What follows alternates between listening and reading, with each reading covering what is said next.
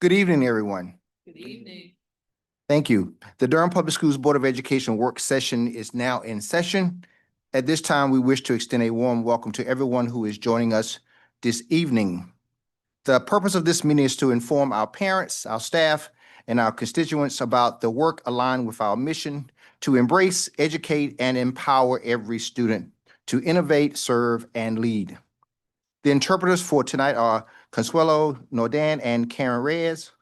Thank you for taking the time to join us. And also, Happy New Year. This is our first meeting, and happy birthday to Dr. Martin Luther King Jr.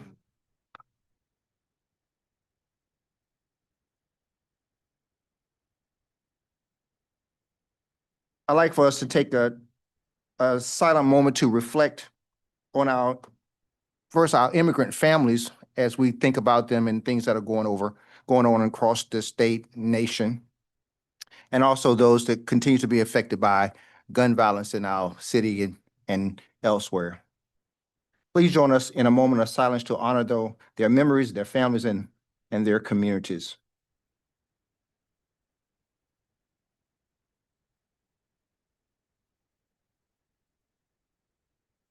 Thank you.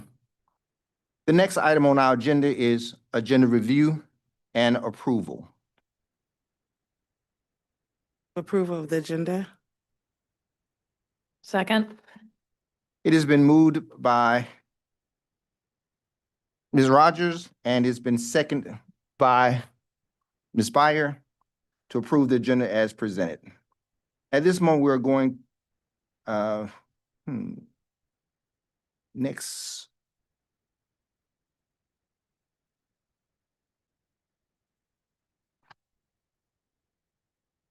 Colleagues, the next item on our agenda are the minutes from our December the 11th, 2025 meeting.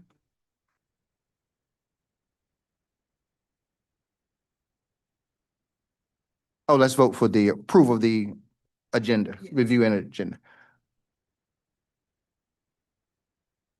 All those in favor say aye. Aye. All those, any opposed? Thank you. It is passes 6-0.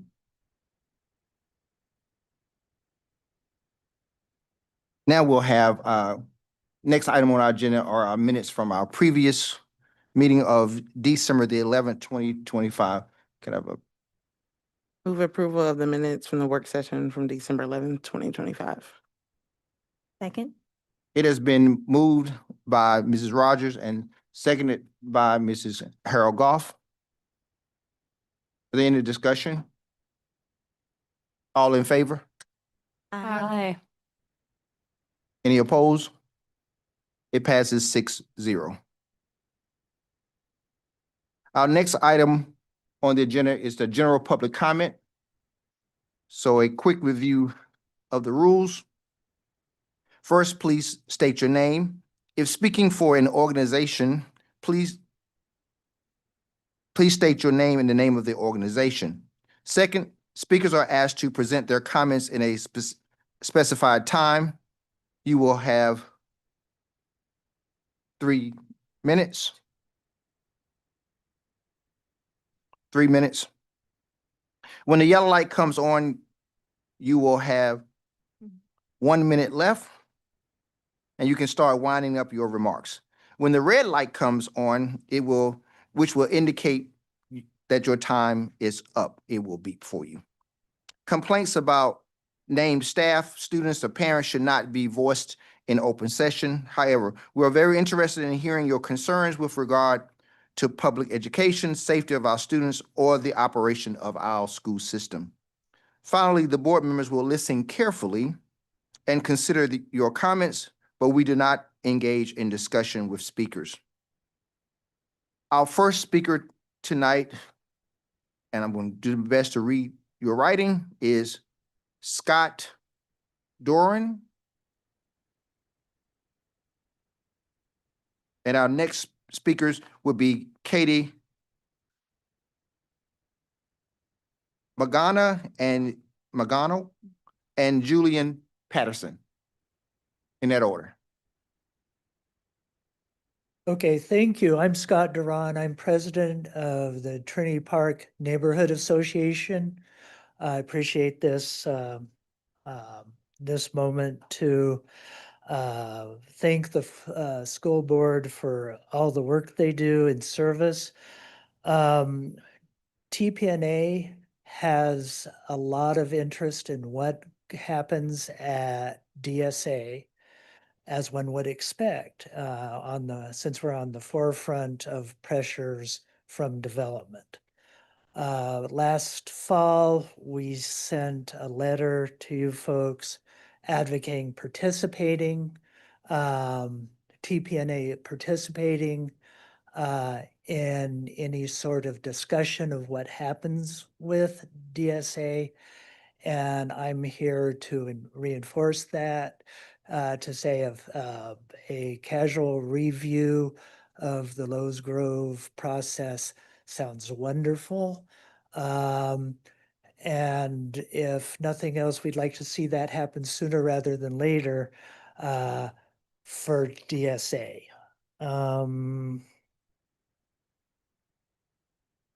And that's all I have. So thank you very much. All right, thank you.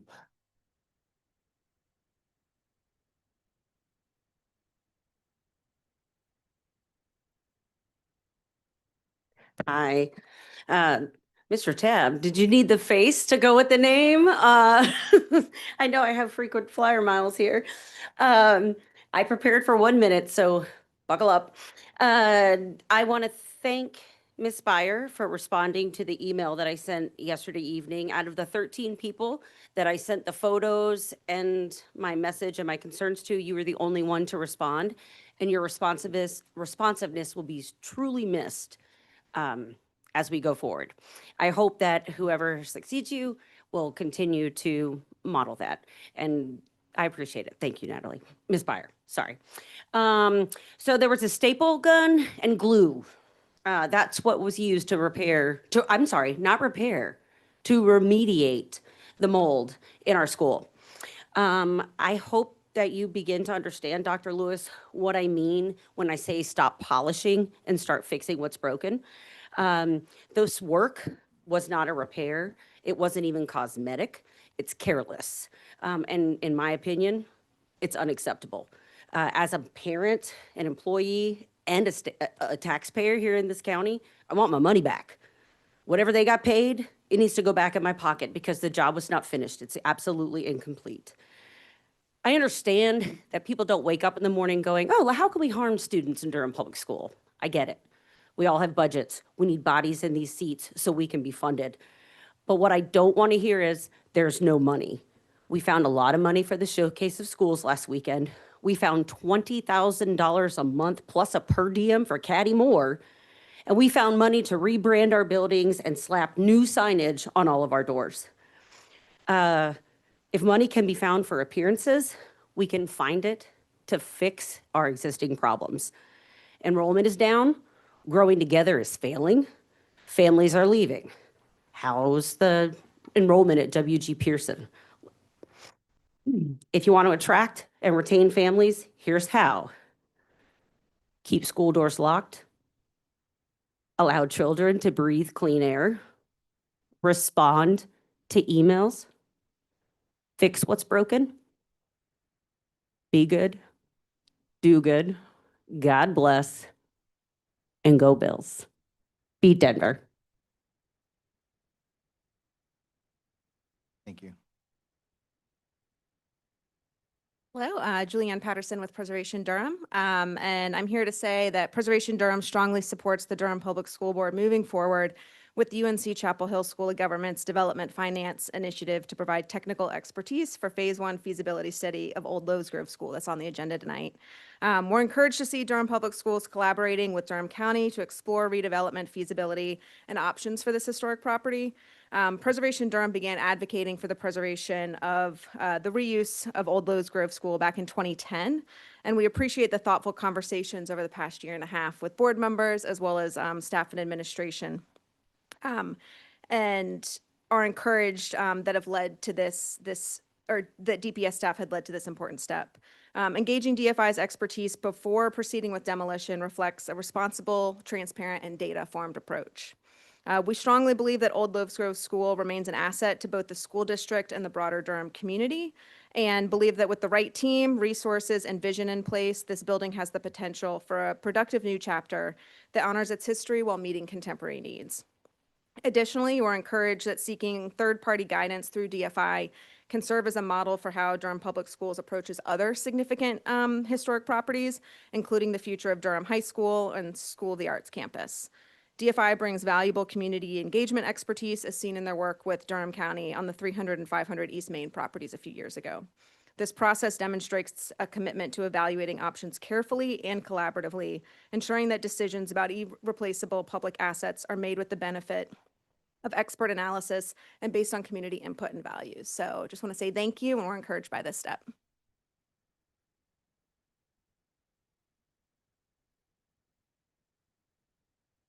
Thank you. Next three speakers are Eliza Strickland, Heidi Eatland, and Christy Clem.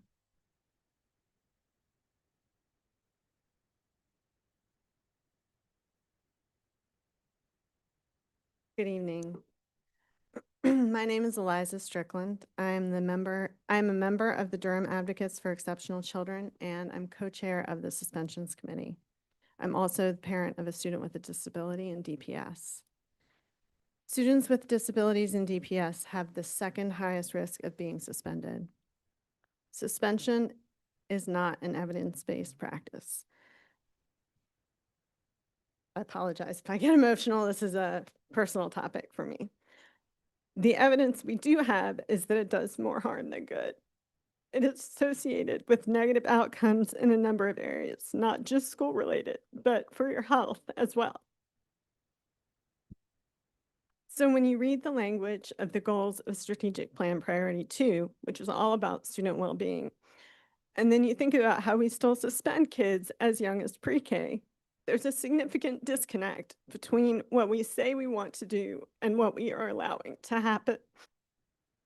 The Priority 2 update tonight does show some very promising progress, and I applaud the efforts of so many in this room and outside this room who have made that happen. I do believe that this administration has its heart in the right place, and that the board is paying attention to the disproportionate impact that exclusionary discipline has on students with disabilities as well as students of color. And we are only ever going to get so far with the policies that we have. DPS has to change its policies with regards to discipline and with regards to seclusion and restraint. We shouldn't be suspending pre-K students with disabilities. As another student with a disability told her mother when she was suspended, I feel like they don't want me there. And it was hard to argue with that statement. So we do celebrate the progress, and we urge DPS to keep it up, to fully commit to the well-being of all of our students by making meaningful policy change. Thank you.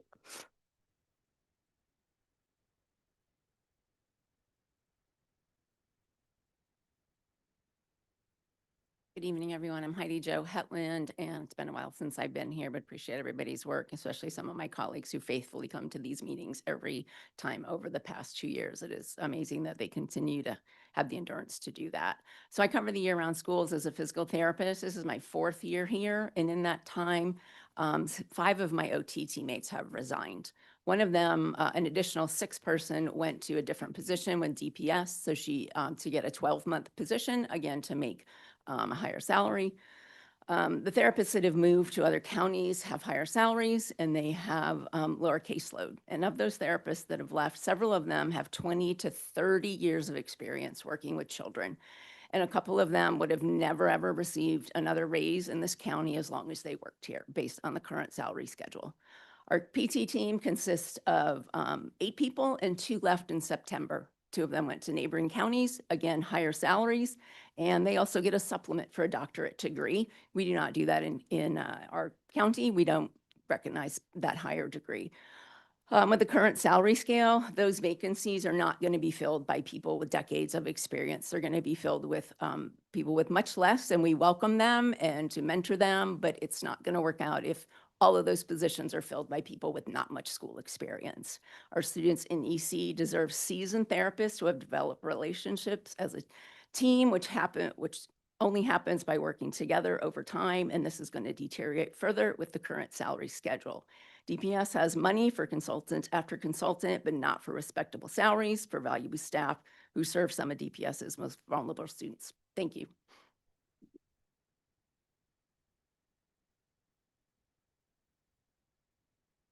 Hello, Christy Clem, physical therapist. Good to see y'all again. I know I've missed a couple. I, going on what Heidi Jo said, we've lost a lot of good people in related service in NEC. And we are here because we care about the students, we care about the district, we care about the staff. And when you lose experienced people, one, the students don't get the quality, the services they deserve. The staff don't get the supplemental support and training and help that they need to be successful in the classroom. And the district as a whole suffers because of that. I'm going to leave a letter. The group OT and PT department did a collective letter. I'll email it as well. I know classified pay is on the priority list for next year's budget. Went through my phone to call OTs and PTs to go, let's do a push. Like, let's do a push. They're talking about making it better. Let's do that. Had 22 OTs in my phone. 16 of them are no longer with the district. And those 22 in my phone were employed 2 to 3 years ago. The 13th, 2 days ago, was the 2-year anniversary of classified getting the letter that let classified employees know the pay debacle was happening. That is a long time. A long time. Some of the things that the compensation scales as they are now for OT and PT are driving these vacancies. We've had people leave at unprecedented rates. That's caused high caseloads for remaining staff, at times over a full-time FTE. Students are missing federally mandated services. There's reduced quality of care as providers are forced to focus on quantity and not quality that those individual students need. There might be more group sessions just to make the minutes happen. Required documentation, we're forced to do that at home and on the weekends. Significant burnout causes more people to leave. And until the compensation gets fixed, DPS is going to be stuck in this cycle of it getting worse and worse and worse. Outside of this, and I could be wrong on it, I look at Mr. Teeter, I know y'all can't answer me now, but returning employees, we didn't move up the pay amount for the step. We get our extra year, and like, yes, you acknowledge we have now 10 years of experience, but we're still paid on year 9. New hires that I've talked to this year, they're paid on what the schedule shows. So if I'm at year 10 experience but paid on year 9, and there's a new hire that's year 10, they're paid on year 10. Because we kept that salary schedule up, we now have people with same experience paid on different levels.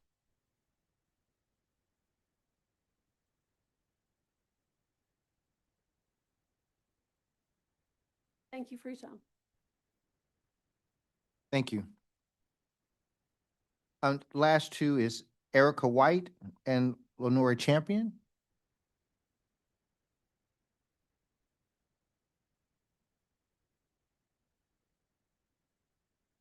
Good evening.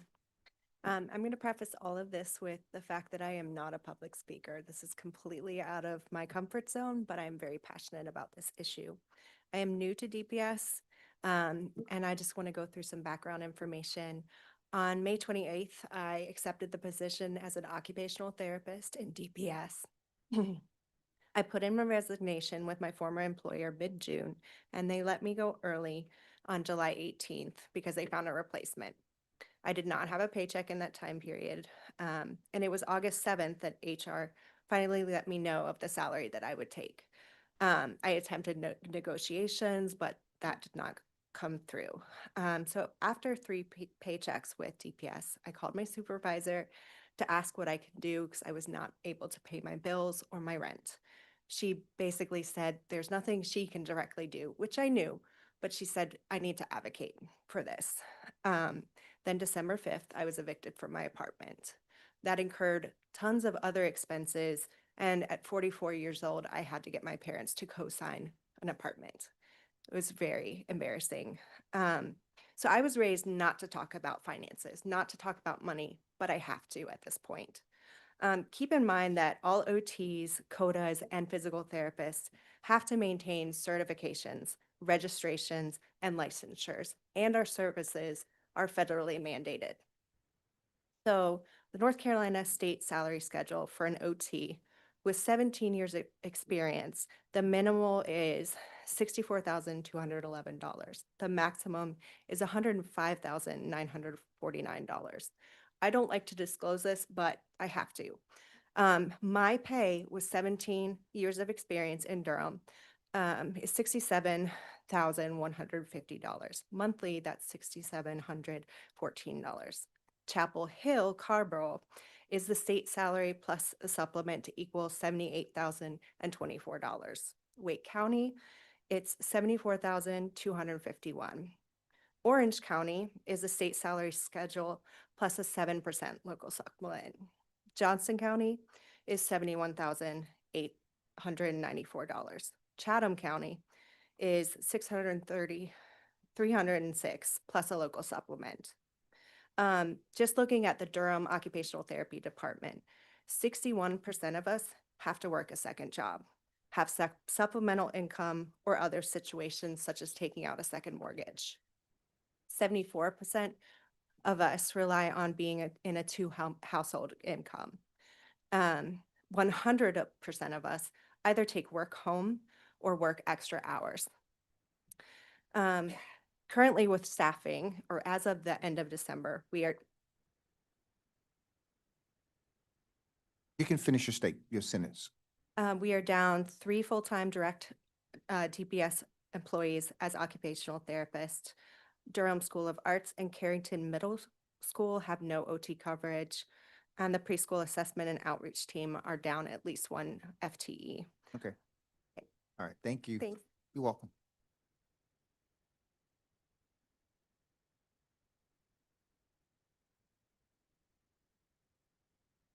Hello, friends.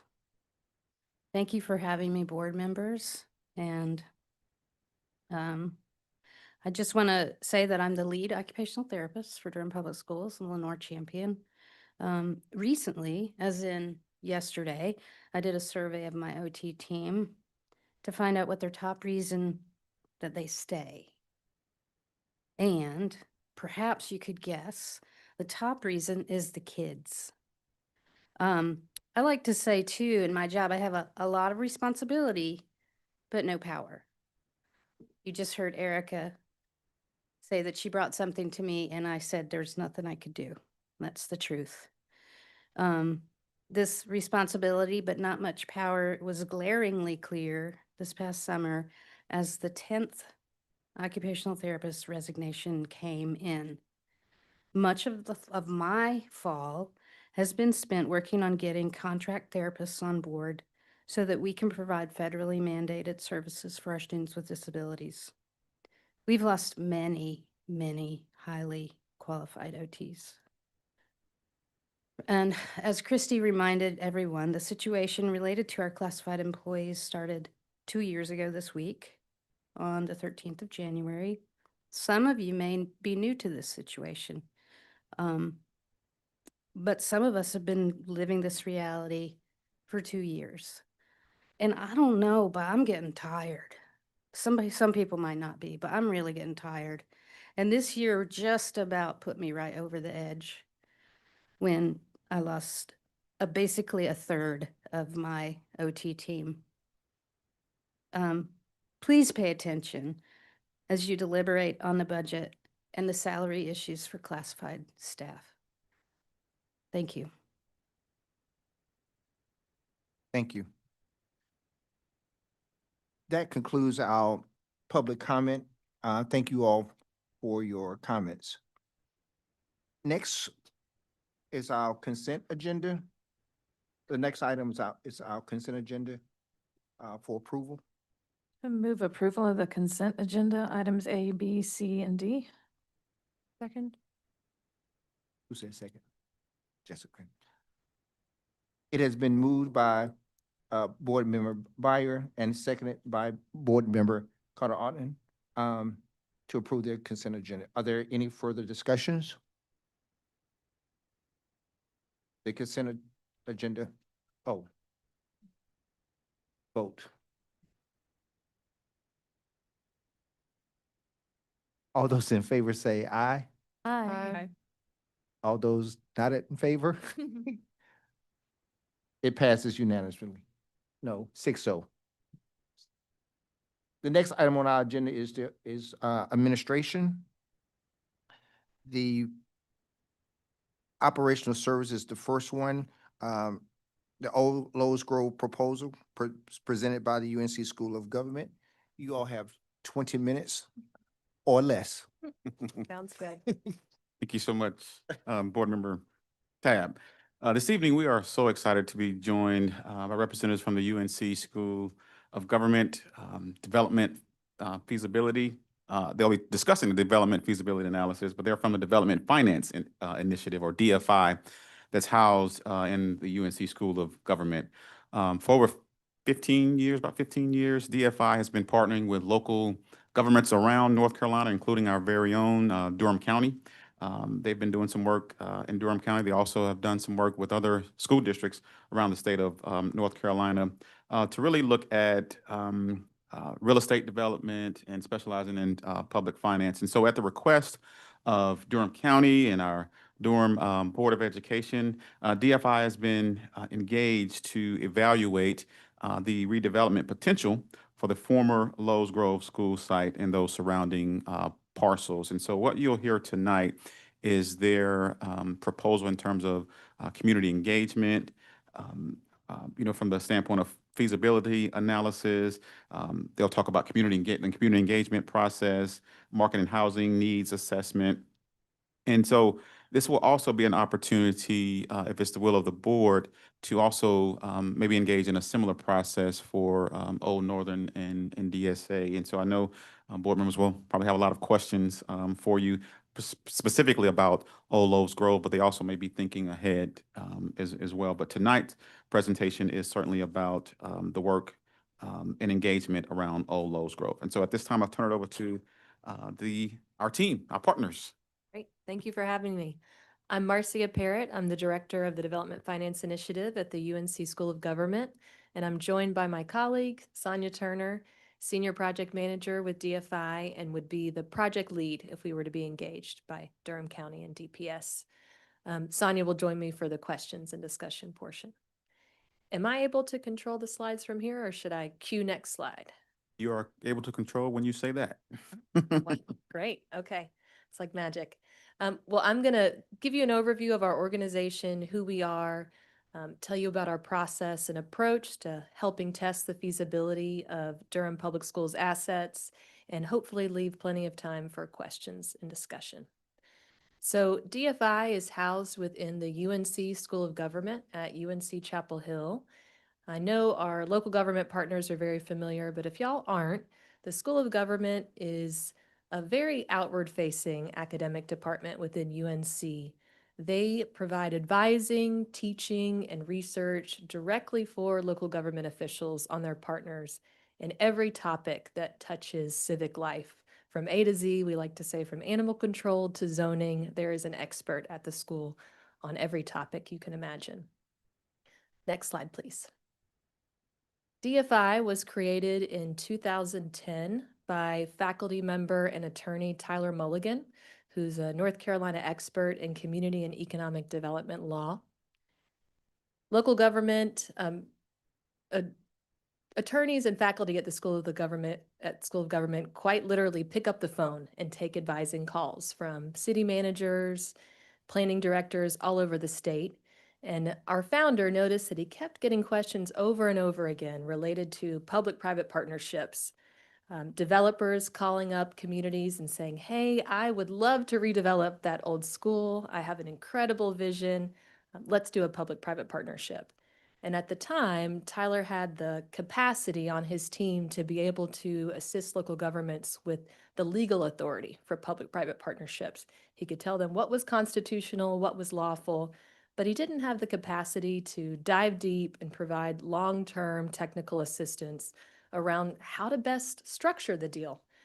Does this public-private partnership make sense? Does it make market sense? Is it aligned with your community interest? Is this developer qualified to do what they say that they're going to do? And is there a way that you can structure your investment in a public-private partnership that is wise and protective of scarce public resources?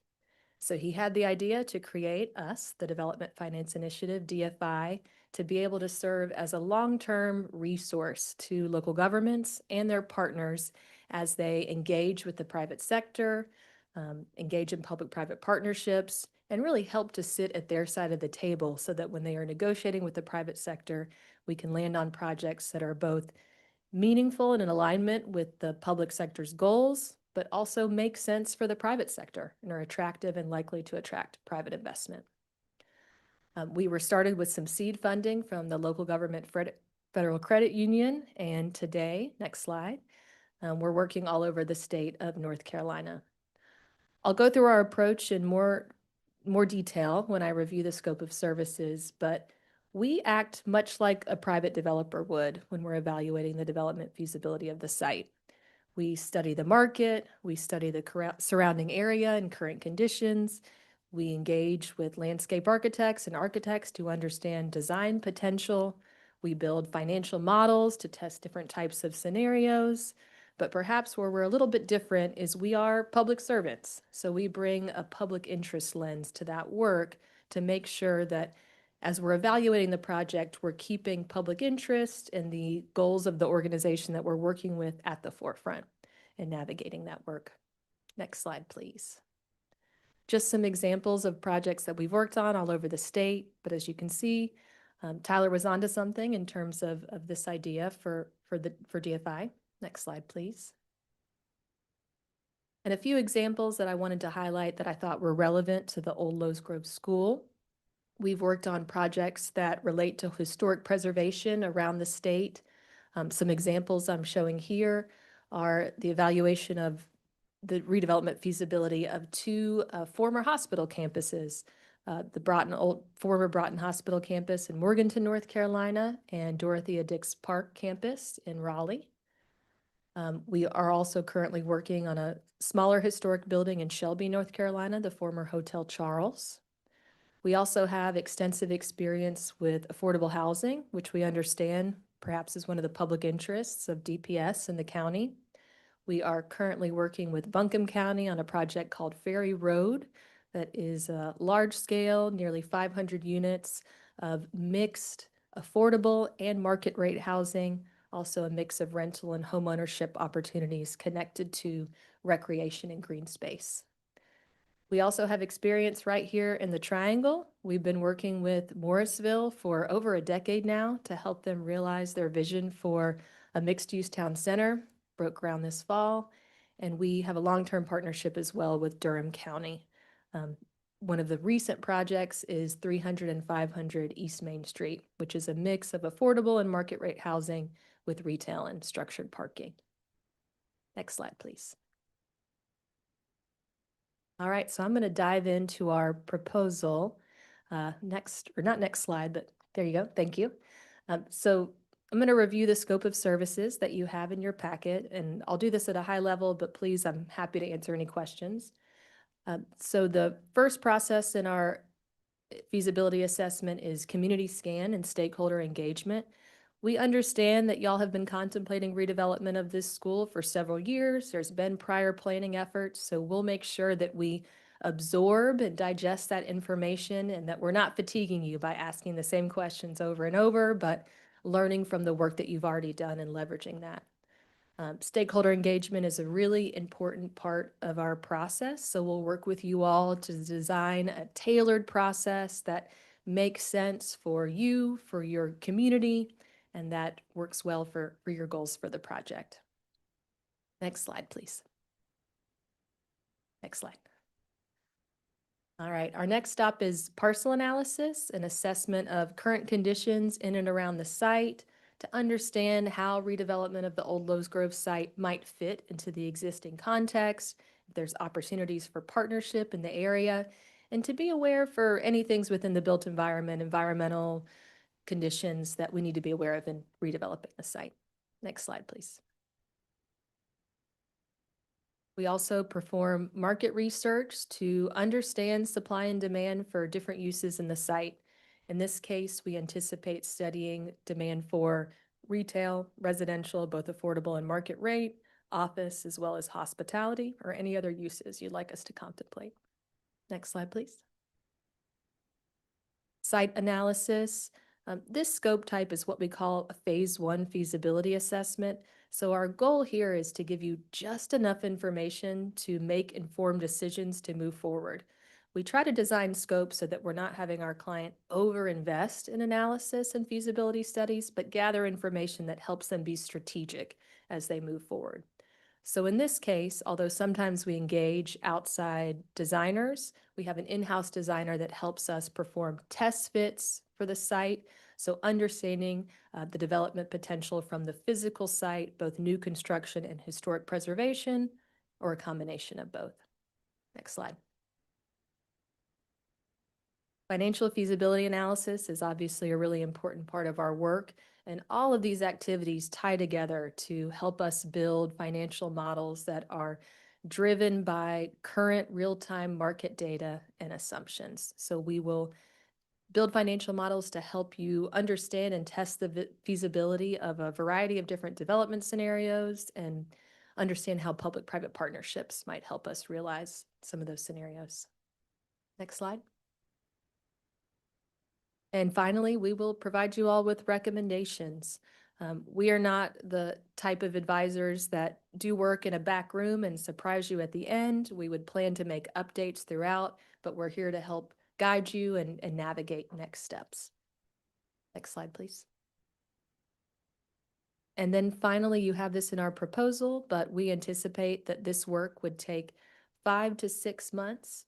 The fee is listed there, $72,400, and this would be the core project team, Sonia Turner, who you'll get to know more in a minute, as well as Sarah Odio, who has extensive experience working with Durham County as project lead.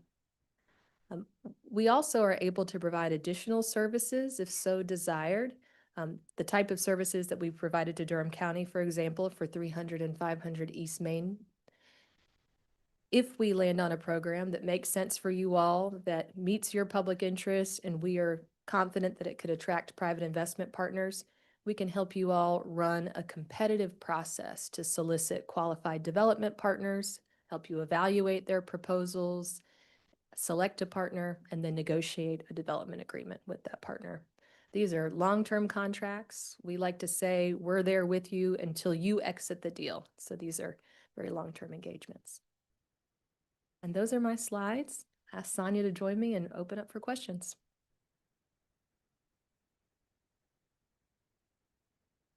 Okay. Thank you so very, very much. Colleagues, this is our opportunity to ask any questions. I would ask of you that whatever questions you have, you ask them in one go around. So if you have more than one question, you can do that. So when I get to you, whatever you have, so that as we conclude, this conversation will probably end. Anything additional, can we email you if we have additional questions? Absolutely. Okay, My email is on the last slide of that presentation. right, perfect. Okay, thank you. So I'll open it up now for discussion from colleagues.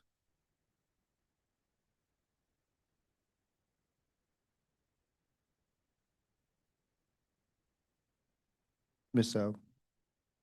Harold Goff. Thank you. Thank you for the presentation. I had a question about, you mentioned about the lens for public interest, your lens of public interest. I would like for you to just tell us a little bit more about that lens? What does that mean for DFI, and how does the community, or the way you structure community engagement, feed into that lens? Yeah, so thank you. And I'm happy to answer that question for you. So we believe, as Marcia mentioned, that a project that we work on is not feasible unless it meets both those public interests and the private interests to come together. And so the way we collect those public interests is we roll up our sleeves with you and we identify who are the stakeholders we need to have conversations with, who are the individuals that are important to make sure are part of this conversation. And then we quite literally get on the phone and we call people. We have one-on-one meetings with individuals, depending on the scope and scale of the engagement that you would like to see happen.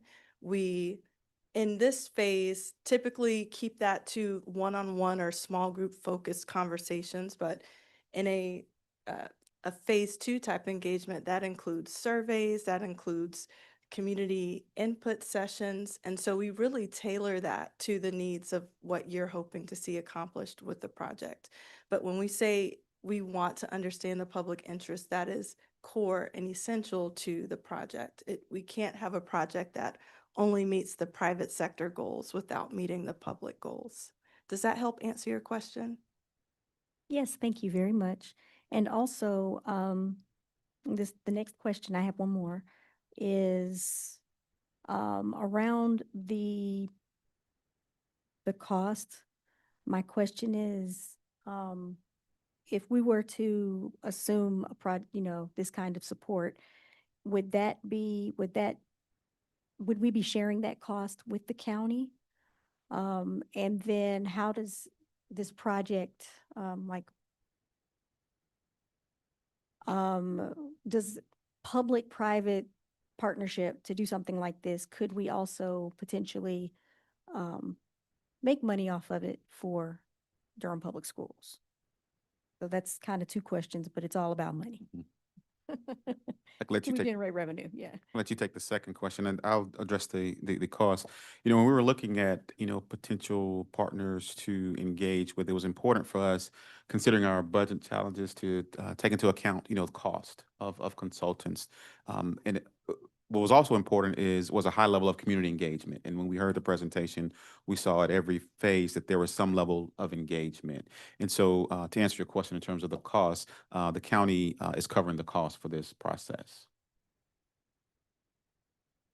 And to answer your question about profit, we will present you with a variety of scenarios that explore different possibilities. I know that's a hedging answer, but it really is about trade-offs.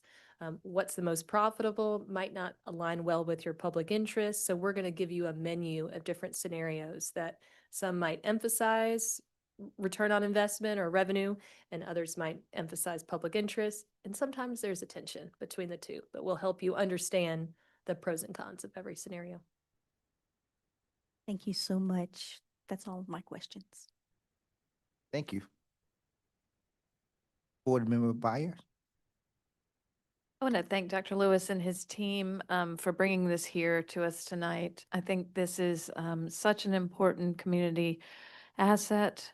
It has been sitting in need of analysis and care for a long, long, long time. And it's important to realize that we don't have to do everything alone in Durham Public Schools. We do schools, but as far as figuring out workforce housing, affordable housing, other dreams that our community may have, I think your expertise is exactly what's needed to bring to bear. Have you all done, and there's legal things about what can be done on school-owned property, what other ways there can be. Do y'all have that internal capability? Do you need our lawyers to assist with that in the future? Tell me.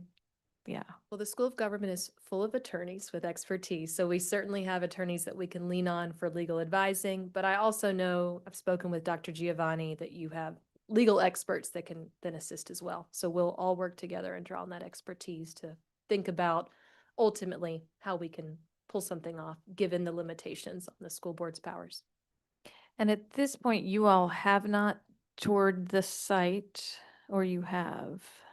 I was going to say we haven't, but yeah. Yeah, we haven't, but as a Durham resident, I have driven by that school many, many years and gone to the library there, and I can say that this is really exciting as a resident of Durham to see this happen.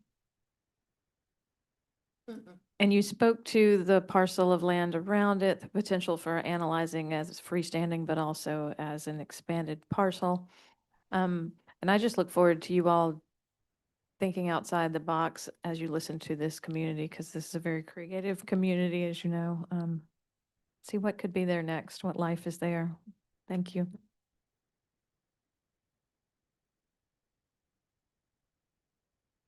Okay. Ms. Carrara.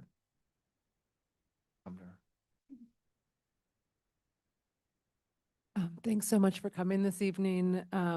Also very grateful to Dr. Lewis and the administration for bringing y'all here and for meeting with you, and very excited about the potential for this work, both for the Lowe's Grove site and also for our other properties that we hold, and just in the future, those that our buildings are aging, and this will not be a problem or not be a opportunity that ends here for Durham Public Schools. So my question for you is, you'd mentioned that we'll get recommendations, but it won't just be a final product. We'll be getting updates periodically. So I was curious to know, with what frequency should the board and administration expect updates, and what might those look like? What can we expect from them?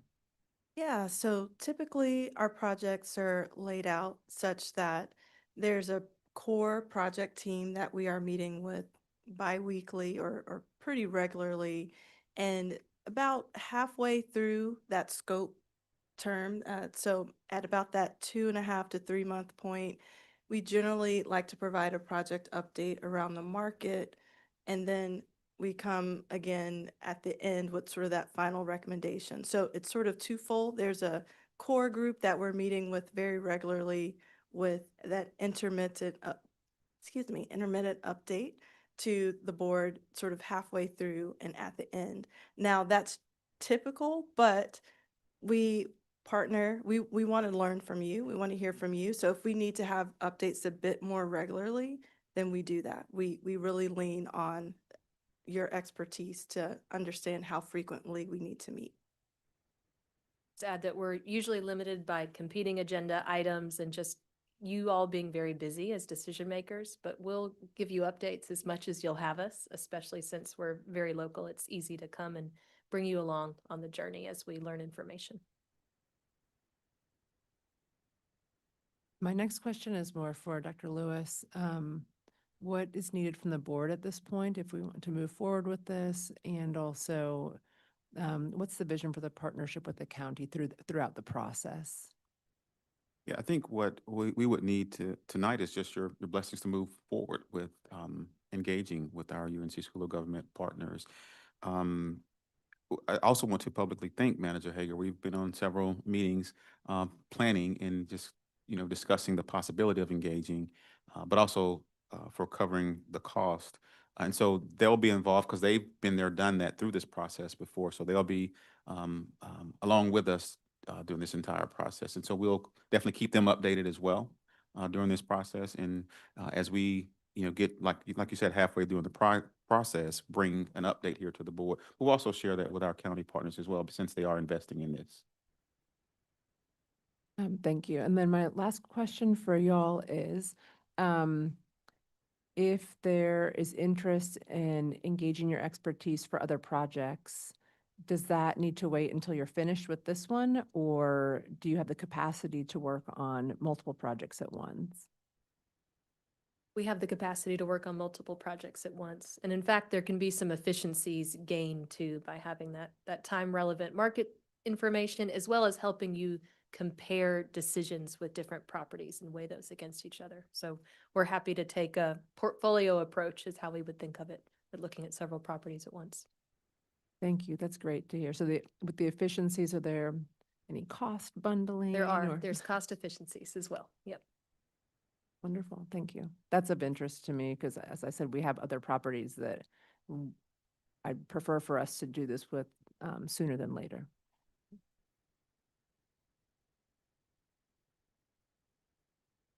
Thank you. Chair Umstead. Thank you all for this presentation. It was really helpful and exciting about the work to move ahead. Thank you, Dr. Lewis and your team for bringing this to us. I'm curious in relation to thinking about other projects, because my question was going to be, is that fee for that initial phase the same, or does it vary per site, or does it get complicated with different sites? It gets complicated with different sites, so it can vary based on the scale and complexity. But if we're working in the same market with the same client and we're adding additional sites, there's a lot of efficiency there. So it is not the same fee for every project, but increased incrementally when it's the same client, same market. It's of interest to me as we think about, you named 3 properties at the beginning of this that we need to be thinking about for the future, and at least having some of that phase 1 work done. As the district needs to make decisions regarding what's next, right? We got our capital improvement plans and bonds and all of that coming soon. I don't know what that looks like. I know we didn't come prepared to talk about all 3 today, but it feels like strategically it might be nice to have some more information as we're making some big decisions.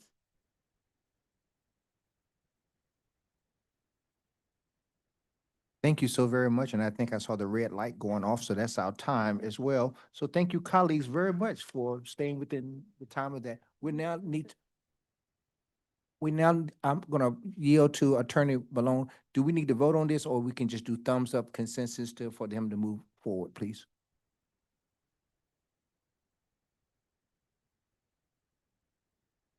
It doesn't appear to me that there's anything before the board to do It's for me. tonight. Okay. There's not an agreement or anything. I certainly think you can pledge your support to it so that he'll know that moving forward makes sense, but I don't know that there's anything to literally approve tonight, is there? No, this is just for information only. Just wanted to make sure that we have our partners in front of the board to get any questions from the board. As I mentioned, our initial conversations was solely about Old Lowe's Grove, but I think one of our first or second meetings, I kind of threw in there, hey, we have couple other properties we may want to engage in as well. And so I would want to know, based on Board Member Carter Otten's questions, are there any reservations from the board as it relates to, one, moving forward with Old Lowe's Grove, which is right here in front of us, but also maybe also having some conversations about the work at Old Northern and DSA as well.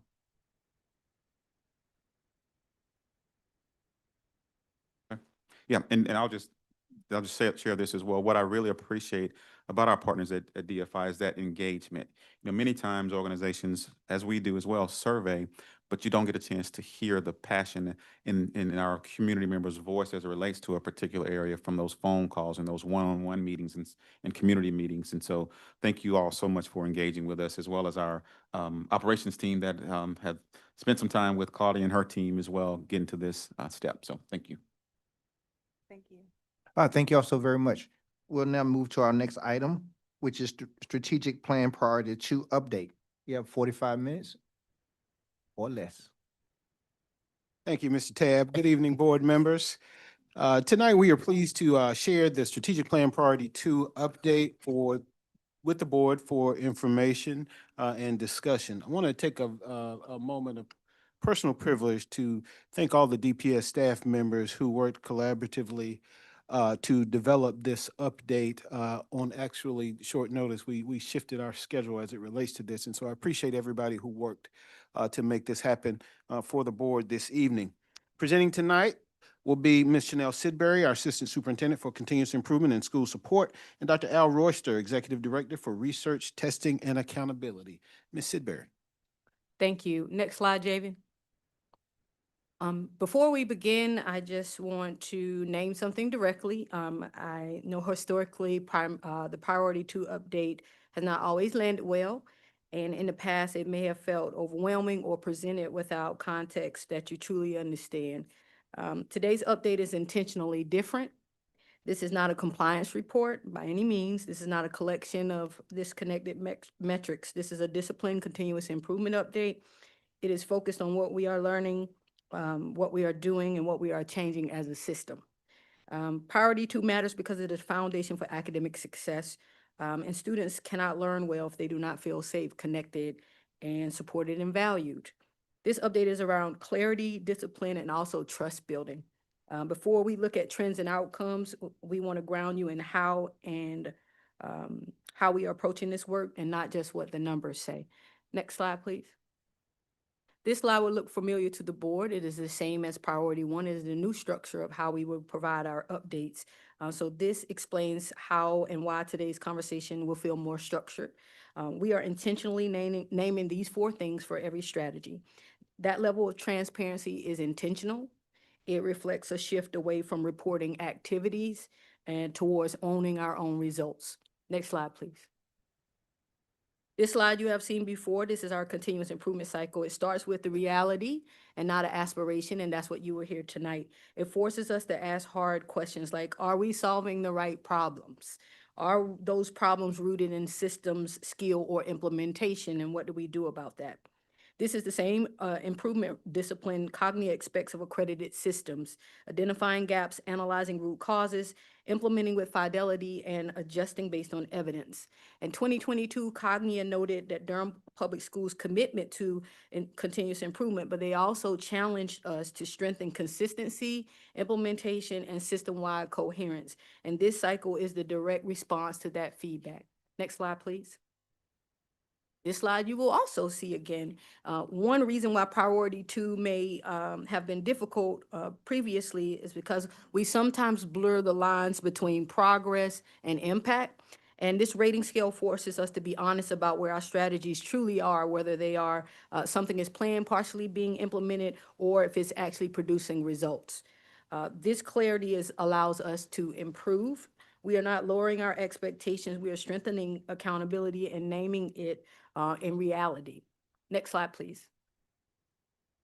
This slide gives you an overview of how do the strategies in the strategic plan priority 2 align to the metrics in that priority. So you will see here that 2A connects to our cultural frameworks and SEL, 2B, restorative practices and discipline, 2C is attendance, and goal 2D is around a multitude of things that connect back to our positive student climate and our SEL survey.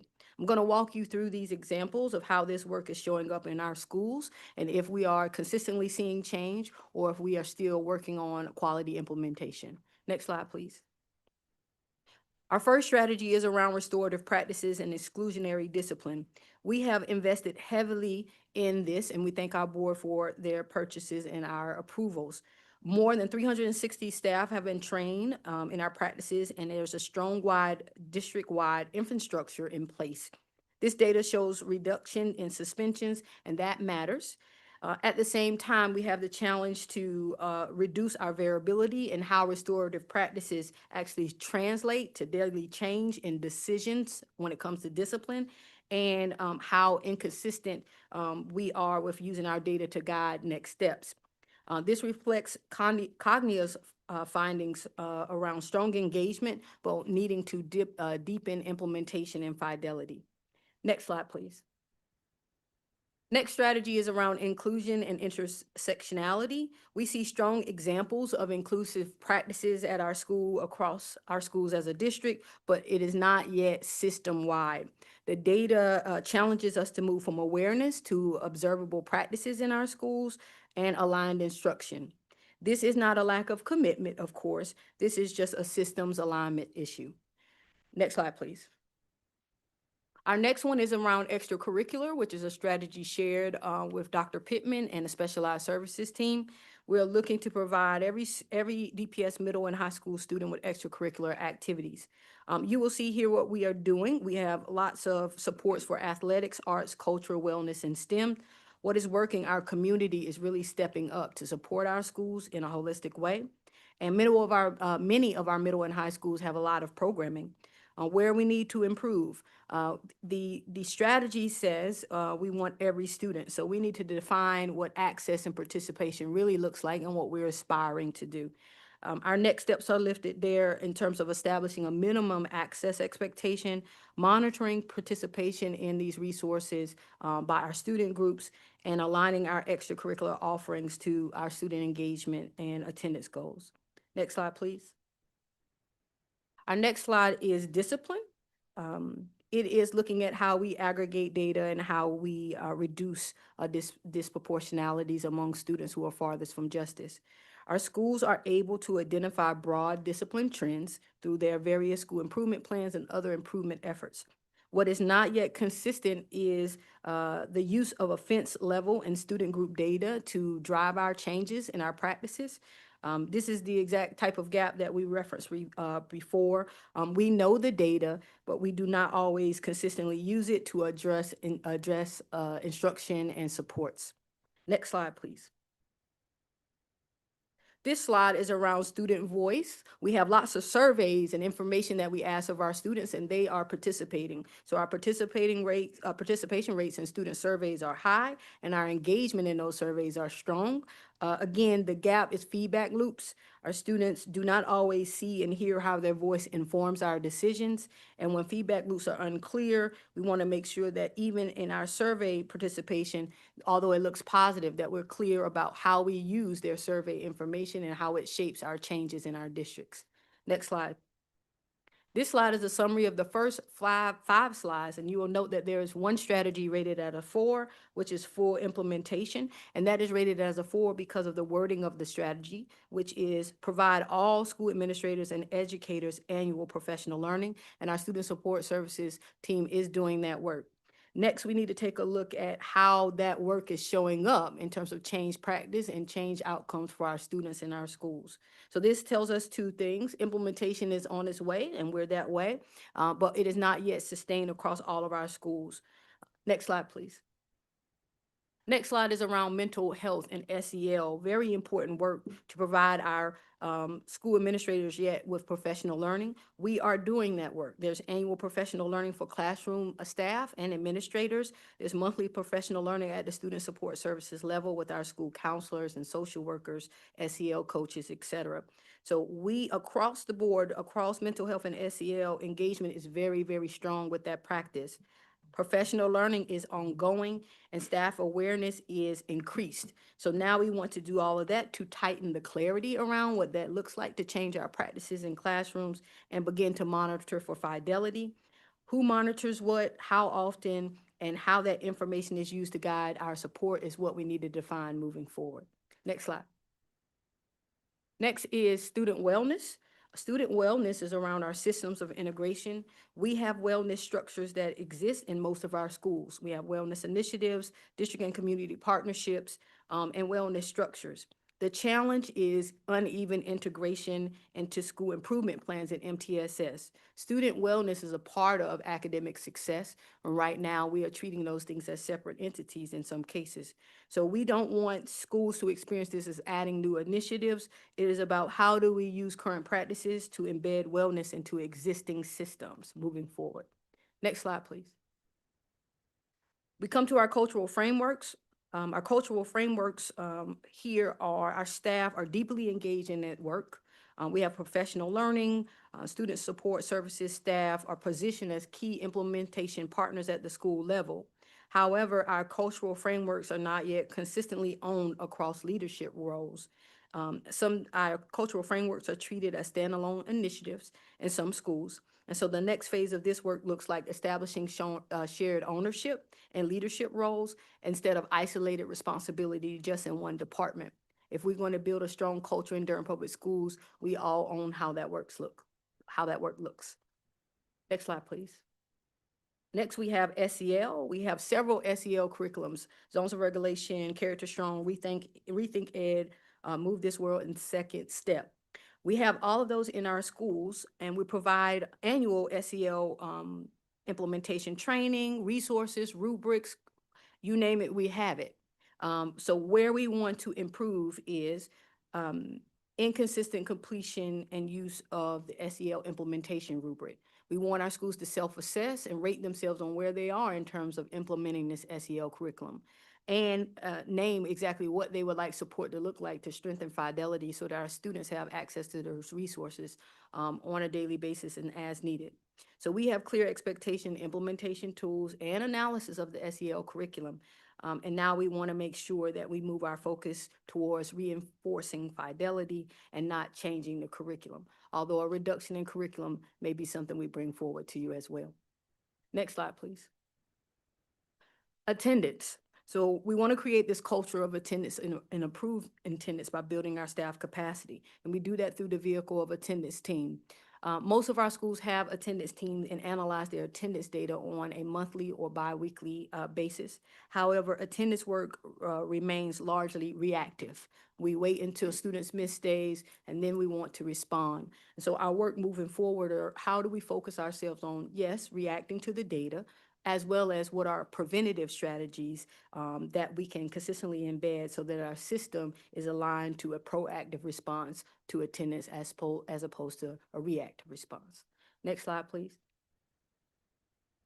So this slide, again, gives a summary of the last 5 strategies in priority 2 with our mental health and SEL getting a rating of a 4. As you read that standard, that strategy, you see that it says to provide professional learning. Again, the charge is we have strong engagement, we have uneven implementation, and we have an emerging impact. And so how do we name exactly what it looks like to not just participate in professional learning, but to see that translate to change outcomes for students at the school and district level? Next slide, please.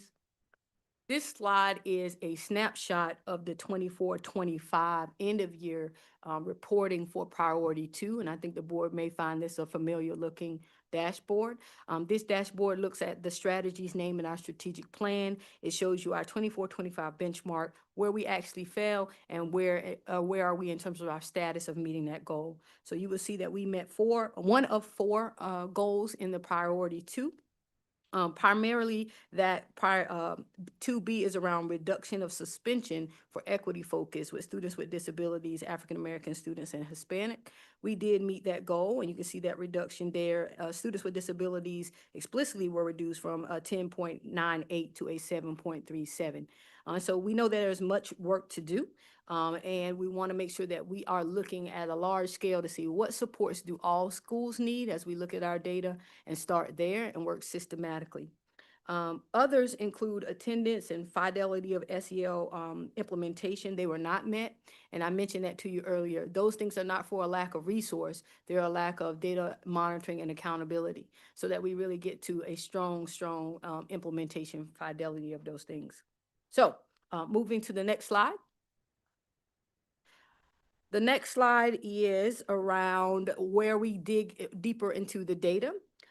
This is the most important shift. We're no longer surprised by the data that we're going to be sharing with you. We understand why the data looks the way that they do, and we're adjusting accordingly. This is what responsible governance and continuous improvement looks like. Priority 2 is about how we make decisions and how we think as a global community around these strategies.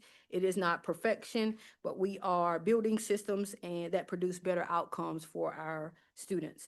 I do want to, before I turn it over to Dr. Royster, I do want to thank Dr. Mattis Perry, Senior Executive Director of Student Support Services, and her team, Dr. Watson, Melissa, Amy, all of those and their respective team members are supporting this work moving forward.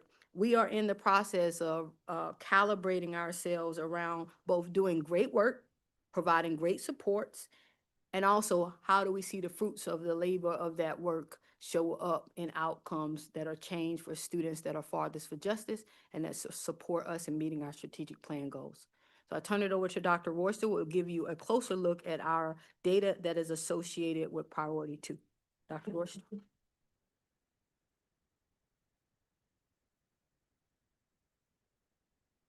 Thank you, Ms. Sidbury. Good evening, board members and Dr. Lewis. I am Al Royster, Jr., Executive Director of Research and Accountability. This evening, I will review the discipline data connected to the Priority 2 update. My role is to present the data from a neutral perspective, simply showing what the numbers tell us. Ms. Sidbury has shared context for Priority 2 through strategy deep dives, key takeaways, system-wide next steps, and other pertinent information. My focus is to support the work and information shared by showing the data and answering any data-related questions you may have. In addition, we will review some Q1 data for the 25-26 school year. This data is preliminary, unofficial, and subject to change. Final verification is done at the end of the school year by our DPS Safety and Security Department, which will be submitted to DPI for further review and final verification. I will reiterate this several times tonight. In addition, I also want to state that DPI has not yet released the official 24-25 statewide discipline data. We are bringing this information to the board to support the discussion aligned with priority 2 of our strategic plan. Next slide, please. This slide shows the total incidents each year from 21-22 through 24-25 and how total incidents in Q1 of this year, 25-26, compare to Q1 total incidents each year from 21-22 to 24-25. A highlight shown in our call-out box, there was a reduction in total student incidents from 19,972 in 23-24 to 14,161 in 24-25. That's a difference of about 5,811, which is a 29% reduction. That's the lowest in 4 years. Another highlight shown in our call-out box, there was a reduction in total student incidences from 4,377 in Q1 24-25 to 3,051 in Q1 25-26, a difference of 1,326, which is a 30% reduction. Again, this data is preliminary, unofficial, and subject to change. Next slide, please. Next slide. This slide shows Restorative Practice Center, or RPC, data spanning over 4 years from 21-22 to our last school year, 24-25. The call-out boxes illustrate a decrease in RPC student assignment from 23-24 to 24-25, with elementary assignments dropping from 2.25% to 1.69%, a difference of 0.56, and secondary assignments from 9.28% to 7.92%, a difference of 1.36. You may notice over the next few slides that the percentage of RPC elementary and secondary students assignments differ from those of the RPC student groups. The percentage differ because RPC elementary and secondary rates are calculated using the total number of students at each level as a denominator. So for example, there were 13,771 total elementary students in 24-25, and that's divided by 233 student assignments to RPC, which equals the 1.69%. So just giving you that example as we go forward. Next slide, please. This slide shows the same data, but for RPC student groups spanning over 4 years from 21-22 to 24-25. Some highlights shown in our call-out box is a reduction in student RPC assignments for all student groups from 23-24 to 24-25, 6.19% to 5.17%, a difference of 1.02. Again, the percentages here for students differ from the RPC elementary and secondary percentages because we're using all students in DPS to calculate these numbers. So for example, there were 31,165 total students in DPS for 24-25, and that was divided by 1,611 total student assignments to RPC, which equals the 5.17% you see there. Next slide, please.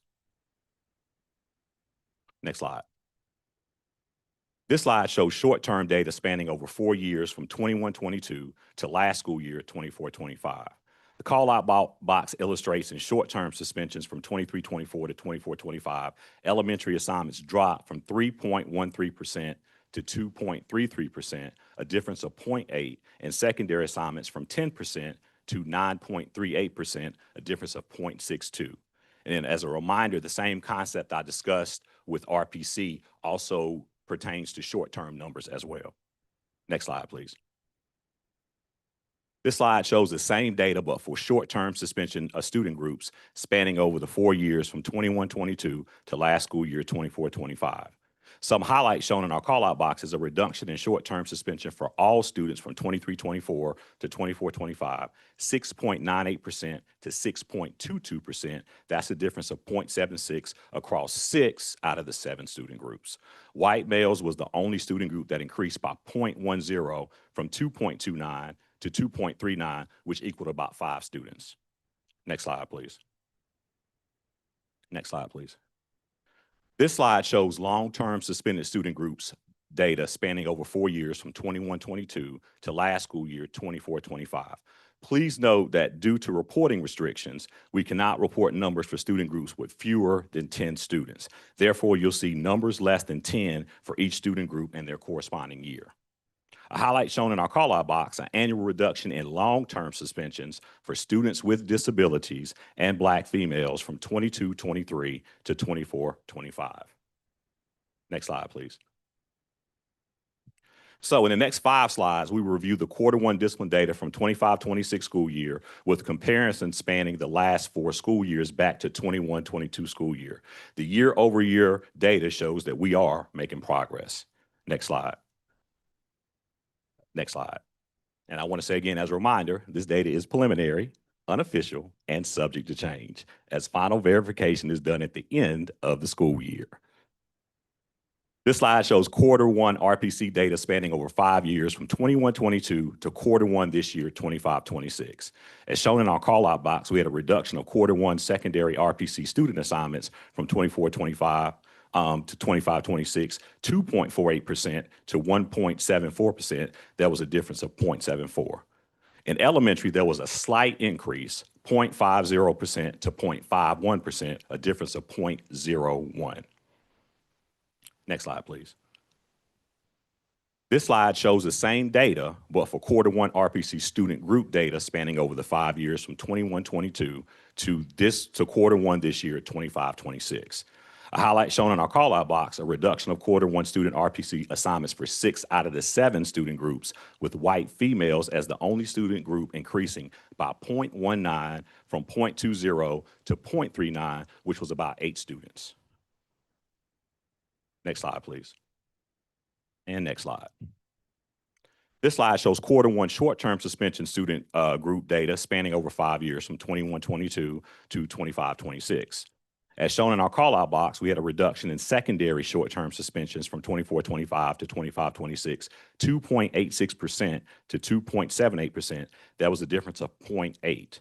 In elementary, though, we did have an increase, 0.37 to 0.65, a difference of 0.28. Next slide, please. This slide shows the same data, but for Q1 short-term suspension student group data, spanning over those 5 years from 21-22 to 25-26. A highlight shown in our call-out box, a reduction of Q1 student short-term suspensions for Black males, 4.13% in 24-25 to 3.90% in 25-26, and Black females, 2.55% in 24-25 to 2.48 in 25-26. Next slide, please. Next slide, please. And this slide shows Q1 long-term suspended students spanning over 5 years from 21-22 to Q1 of this year, 25-26. As you can see, there was a significant Q1 drop for 3 years, 21-22 to 23-24, 20 students to 13. That was the decrease of 7.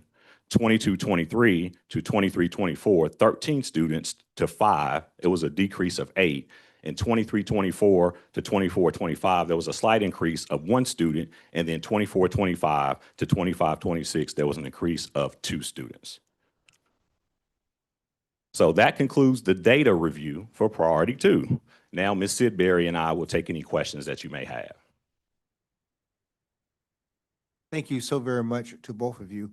I yield now to my colleagues for any questions that you may have, and we would follow the same procedure that we did before. Ask all your questions as I get to you, and then we should be able to conclude this.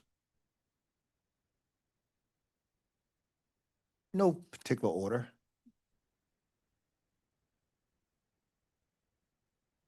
Okay, Ms. Carter.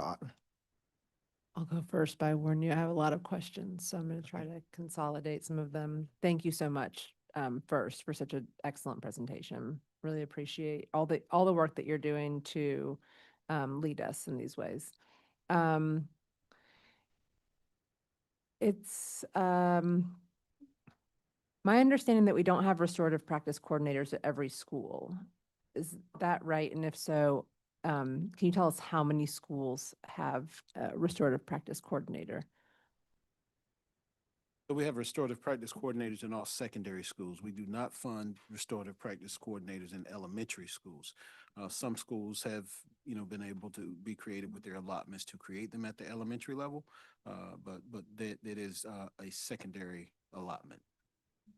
And do we have restorative practice centers at elementary schools then? We do. We do. In some elementary schools. I guess I saw that in the data, it indicates that we have students, elementary school students, in RPCs. And so I was curious to know how we should interpret that data then, given what you've shared. Well, Meaning if no elementary schools have restorative practice coordinators, if only some have restorative practice centers, then does the data about elementary school students only represent some schools? Or in schools that have neither, where are those kids going when we're saying they're in an RPC? Does that make sense? Yes, it makes sense. I would be loath to answer that question because I'm not sure I can quantify it as well as I would like to without being able to go back and getting very specific data. What I would want to clarify and differentiate, though, is between the notion of using restorative practices as a response to behavior and having a restorative practices center. One doesn't have to obviously have a restorative practices center to use restorative practices as a response to behavior. Yes, and if I could add there, what it alludes to is that setting is there to say, if an infraction occurs, what's your response to it? And schools have multiple ways that they could respond. One is suspension, OSS rather, short-term alert, long-term, and then RPC. So RPC at a school that does not have a RPC center or coordinator could look like a counselor pulling a small group of students and doing work around to manage your anger so that you don't have outbursts in schools. So you don't have the center, but you would note that that was an alternative to suspension. Okay, thank you. That's very helpful. So that's how, when we're looking at that data on the elementary school students and RPCs, that might be what's happening with some of them. And some schools do have those Right. centers and are noting it as such. Thank you. Okay. And then I know you were talking about how we are training, okay. We're requiring all, in one section of the presentation, we're requiring all administrators and restorative practice coordinators to complete Peaceful Schools professional learning. And then another slide says we're providing all educators with training on restorative practices. And I was curious to know which is the case. Are we training everybody in schools? And if not, then who's getting trained? So it is both, as it was noted in the slide. So what happens is, if you think of kind of a train-to-trainer model, administrators and RPC coordinators and others receive that training and think about how that looks to bring forth those restorative practices and alternatives to suspensions in your school. So it's more so around a mindset shift. How do you prime the school community to look at discipline in a different way? I will get with our student support services team to see if we keep up name by name, but it's more of, are we having that influence at the school level and priming our leaders, our administrators, as well as the people who lead that work to facilitate that work at the school level? Okay, thank you. On slide 20, you reported out about student sense of belonging and reported that only a little bit less than half of our students say they feel like they belong in their school, and noted I think you noted that had declined significantly, and it signaled an area for critical area for action. So I'm wondering, do you all have thoughts, or the team have thoughts on what has happened there, or why that data looks that way, and also what actions are being taken in response? Sure. So what I would couple that with is also the metric that says our reduction in completion of that survey. It reduced from around 90% to roughly 60% of our students actually have that survey. So until we get our participation rate up so that it is a full encompassing of all of our students, it's hard to make any conclusion because we have a reduction in the reach of who took that survey. So what it would say in terms of your sense of belonging is, again, using this data is from October. So our school counselors, SEL coordinators, RPCs have already grappled with this data. And also our school administrators through our impact meeting identify what they're using, how they're responding to their panorama data. So what I would say is what we are doing are making sure we have critical conversations. We don't have a blanket response to this data. It is more of having intentional conversations at the school level, and the principal and their respective team think about how this data manifests and what they would do and adjust to change in that structure. So our schools are responding to this data. I could bring forth some comprehensive reports on what strategies those schools are doing, but this isn't a global response at this point. We will want another data point, which is coming up in the spring, the second survey of Panorama, to see if the impacts of what schools are implementing is changing this data in a radical way. But I just want to note the reduction in participation, which allows us to make a less conclusive, decisive answer on that. Thank you. Is that the panorama, and is that related to the shift from the state that went from opt out to opt in? Correct. Thank you. That's unfortunate. What, trying to narrow this down. Okay. Can you please help us understand what student incidents includes, like who's included in student incidents, and what counts as an incident? I'm just not familiar with that.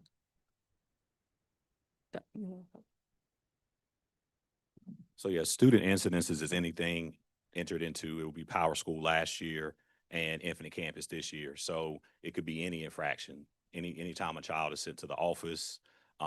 We have reportable ones like fighting, disorderly conduct, inappropriate language, disrespect, truancy. Those are some of the things, but the incidences this make up is anything that was put into Infinite Campus and Power School last year that a student might have gotten, had an infraction for and was sent to the office, and it was entered into Power School or Infinite Campus.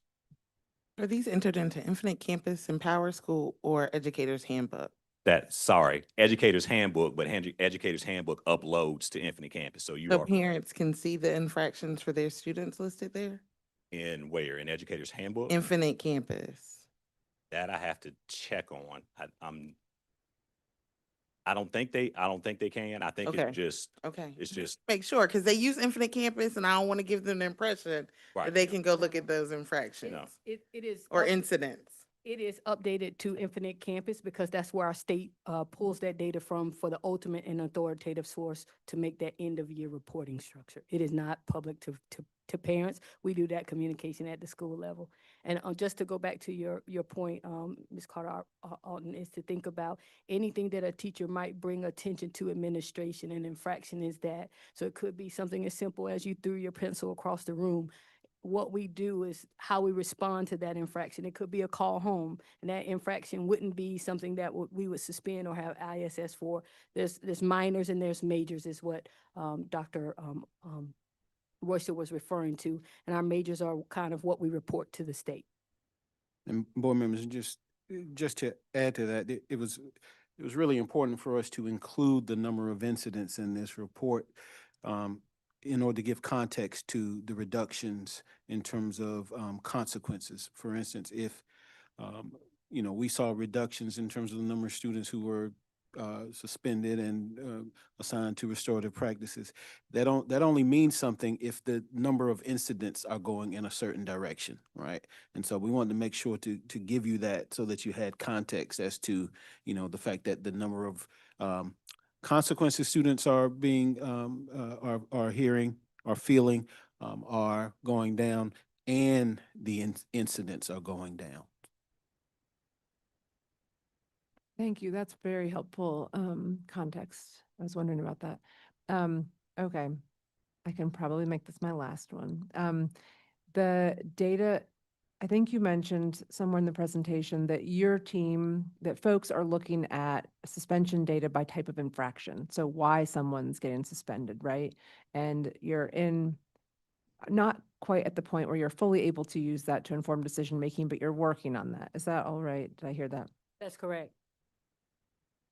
That feels like that would be something that could be helpful. So the policy committee is going to be, and then the board will be looking at the student code of conduct likely in the spring. It's in our queue. that would be something that could be helpful for us as we're thinking about, to help us understand why we're suspending kids or why kids are receiving different types of punishments, correctional action. Is that something that would be, that the board members could receive, or suspension data by type of infraction? Is it a weapon? Is it a weapon? Is it a substance? Is it a disobedience? You certainly can, and we'll provide that by type of incident and connect it with the consequences that students, the responses that we have for that. The only thing I would share, and I will deliver Al Royster to be there to deliver his famous tagline. So as you think about that, we would ask you to remember, particularly over the data that we'll give you that reflects last year and this year, to that point. Al, what is the tagline that you use? The data is not. Yeah, for Q1, it is unofficial, and it is subject to change. And I know I said something else in there, but yes, it is subject to change because again, DPS safety and security, they kind of go back, check with principals, make sure data is correct before they submit. So it could shift. So that's why it is unofficial. And like I said, the state has not even released the 24-25 data yet. If you go on their website now, it says 23-24, and they don't usually do that to March. And so that's the reason why we're a little hesitant sometimes with sharing this, because again, it's unofficial. If you see one number and then you all are very sharp, you'll keep that number in mind and then look 5 months from now and see it's a different number. You're going to say, well, why did that change? That's why I wanted to say it about 5 times a night. Thank you. And with that data though, can we see that by grade level too, so we can have a good understanding of what's happening at different, because that's part of what I think we're going to be thinking about. I want to preliminarily say yes, but just that may require some work. My team is looking at me sideways. I do want to just say this: given that we are shifting to Infinite Campus, and our capacity to provide some of those things is a little bit what I would categorize it as touch and go. So things that we've been able to just give folks in the past, we have to figure out how to make happen in this new system. Our commitment will certainly be that we will make every effort to be in a position to provide that to you in a way that is sensible, and we'll start working on figuring out how to make that happen now. Thanks so much. I will stop now, and I trust my colleagues are going to have lots of great questions, and if I might email some later if they don't all get asked. Thanks. Just for context, and we certainly will be able to provide that for years past, but the more recent data, that may be a little bit more challenging. Thank you, Board Member Carter Alton. Great questions. So great that nobody else is going to probably have any questions, but I know. Ms. Chavez, you good? You ready? Okay. Thank you. The data is promising to see the changes according to our strategic plan. So thank you for just also this new structure that's really helpful understanding the changes in actions we're taking. So a few questions. I wanted to get clarity again about the RPC referral, because my understanding is that we should be using restorative practices all the time, and it's a proactive approach too. And so when we say RPC referral, do we mean any restorative action in response, like that conversation? I was kind of wondering about the time as well. If it's an RPC referral, is it for a class period, or it could it be a day? Could it be multiple days? So I'd like just more specificity about what is included in that RPC referral. And also, I guess, from what you said, Ms. Sidbury, could it be also in the classroom then, and not, so it's not necessarily a center actual like change in location for the student as well? Okay. Yeah, so I can speak to that. So I would say that in terms of the RPC, as we are reporting it, this is solely focused on as an alternative to a suspension. And so this data is only in response to an incident, as we have defined. What we have not reported is perhaps a behavior support plan or MTSS support plan, notes restorative practices as a conjunction to help that student get stronger with academics or get focused. That is reported on our Panorama student success data, and it is not a part of this discipline data.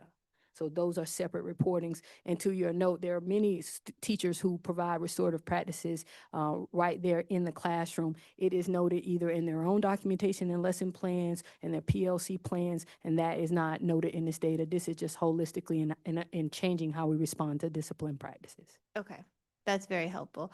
And then about the time piece, can it include multiple days or? It can Okay. include multiple days, and then we are also making sure that we're not just using the RPC as an alternative to an ISS. But again, this practice, I think, began in 1819 is when we shifted to restorative practices, and maybe shortly after that in 2021 is when we started to invest in the RPCs. So we're still getting that continuity across what that looks like implementation, which is what I alluded to. It still is varied in our schools, but we're working on how we get that clear focus on using it in the right way that we intend. Thank you. That Well, consistency is Yeah, so important. this might be a good point to remind board members of the conversation we had some time ago about the way Durham Public Schools has approached the implementation of restorative practices. And remembering we had a conversation about the notion was introduced, and we provided positions, but heretofore we had not adjusted our discipline policies to reflect restorative practices in those policies. And that is part of the shift that we are making now as it relates to the work that's going on with our student code of conduct. So I think to your question about, do we use it all the time? Right. The answer, the honest answer to that really is no, because that's not the way we rolled it out initially, right? But I think that is an aspirational way of thinking about the way this will work. And as we do a better job of embedding it in our student code of conduct, we'll be in a much better position to establish that as an absolute expectation for schools and staff members. Thank you. That's, yeah, that makes sense. I'm glad we're doing this work to kind of clean up the consistency piece and also solidify things through policy. We need to do that. So along those lines, I just want to ask, so do any schools use an ISS? Do any schools use that as a term or send students to an in-school suspension? We have moved away from that practice as an institution. Okay.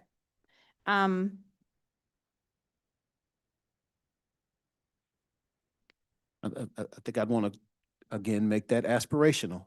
I think we've moved away from that nomenclature, and we've done a pretty good job of moving away from that notion. I think we still have some work to do as it relates to that, and I think that is, again, a part of that transition process that we've talked about. So Okay. just want to be clear about that. Thank you. That's why I'm asking. I don't want anybody to call later and say my child was in something that felt just like ISS last week. And then, all right, I have to note, with that, white females are an outlier in some of this data. They are significantly lower than any other group. Short-term suspensions, RPC referrals. I'm just gonna ask, to what do we attribute this? Oh, and also just point out that Black males are still 10 times more likely to be referred to an RPC, although the disparity has lessened significantly, so I appreciate that. I can see the work done. To what do we attribute this, the very small percentage of white females that receive these disciplinary referrals, and do we think this is partly due to a positive bias?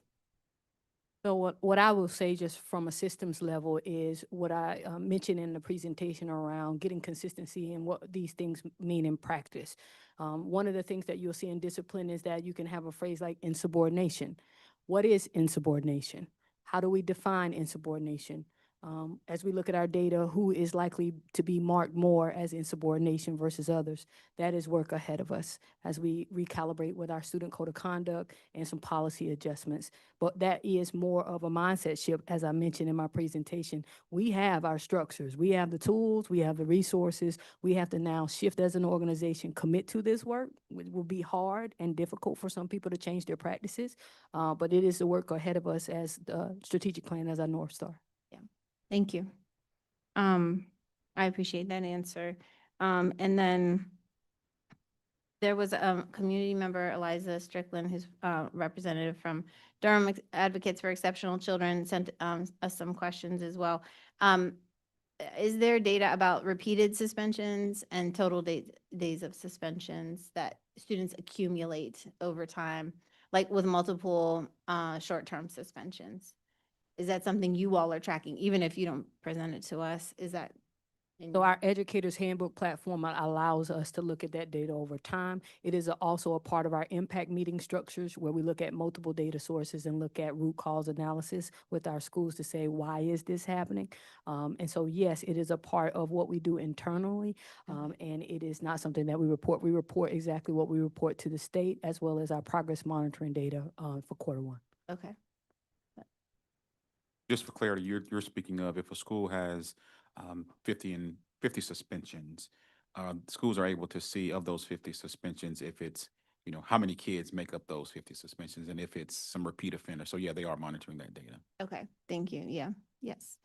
All right, and last thing, just are there other additional pieces of data that you all feel are needed or should be collected in order to properly assess what changes we continue need to make to align with the changes in actions that you described earlier? So one of those is noted in the presentation, which is around an implementation rubric. I think that was introduced this year in terms of not just providing the curriculum and providing the professional learning, but giving schools a holistic picture of what full implementation looks like and allowing them to self-assess and say, where am I in that continuum? I think it'll be reviews like that internally that allow us to think about not just if we have what we need, but how far we're moving with the impact of implementing those things. Okay. And I don't think it's additional data, but just taking a deeper dive in the data. And I think Dr. Sidbury mentioned that earlier. So really looking at, yes, we have a number of the students in the subgroup as it relates to what their suspension numbers and what they're being suspended for, and really looking at the infractions and, looking at the subjectivity in some of those infractions as well as relates to students of color. Thank you. This work is so important. Thank you so much for this presentation and all that you all are doing. Yep. Thank you very much. We are out of time with this particular item, but we do have 2 colleagues who want to speak. So we'll yield to Mrs. Board Member Byer and then to Chair Umstead. Oh, I was saying I would go last. Save the time for Chair Umstead. Thank you. And you can come back to me. We're not going to waste any time fighting over this. Ms. Umstead, you go ahead. Thank y'all for this comprehensive presentation. It's really helpful and seeing where the strategies are. I'm going to try to keep my questions as brief as possible. For the March, thank you for telling me the data is not clean till March, because in my mind, I'm like, where is 24, 25 data? So it's helpful to know that won't come until March. Feels less helpful for schools, but that's a DPI conversation. Is pre-K data also included in that, or is that something that we track separately as a district? In terms of reporting, no, pre-K data we don't have. I think, yes, pre-K data we don't have. I think in Educators Handbook, I did look earlier, I think we do have first grade in there because I did see some incidences for first graders. But in Educators Handbook, it's just first grade, but I have not seen any pre-K data, pre-K data, excuse me. That feels like an opportunity, just thinking about what our public speakers shared today, especially as we think about some of our exceptional children's programs that are pre-K. If we're having suspensions there, that's something that we want to be tracking and knowledgeable of, and also think about improvements of. So I don't know if that's captured somewhere anecdotally, but how do we kind of get it together and in one place for the data as a district. So that'd be helpful. And then will the board, maybe in a email update, also just get, once you get that finalized data in March or whenever that y'all get it, and then scrub it and create those data sheets that you put on the website and that kind of stuff? Is there a way that that can also be shared with us so we know when it's up? Yeah, and we have like the reports we have now, we just typically, and we typically wait until that time, but we have the data that the state I'm talking about for 24-25 Mhm. is district data. They actually do it a different way. I think they do it by 100 per 100 students. Mm. Was that? Yeah.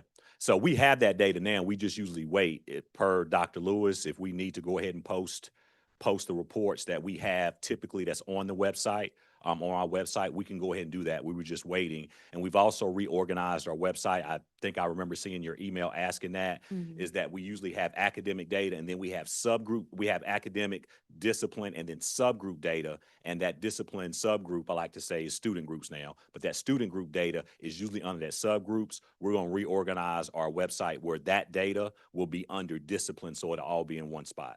Great, that'd be wonderful. Yes. So again, pleasure of them. If they let me know, I can go ahead and I can post reports, because the reports I used to gather this data is, I mean, the data that I had today, I used our reports from last year to do that. So. I think whatever is the cleanest, I would hate for us to put something and then have to put other stuff. Whatever that cleanest final version is, let's keep the cleanest final version. I don't want that to get confusing. So that's helpful.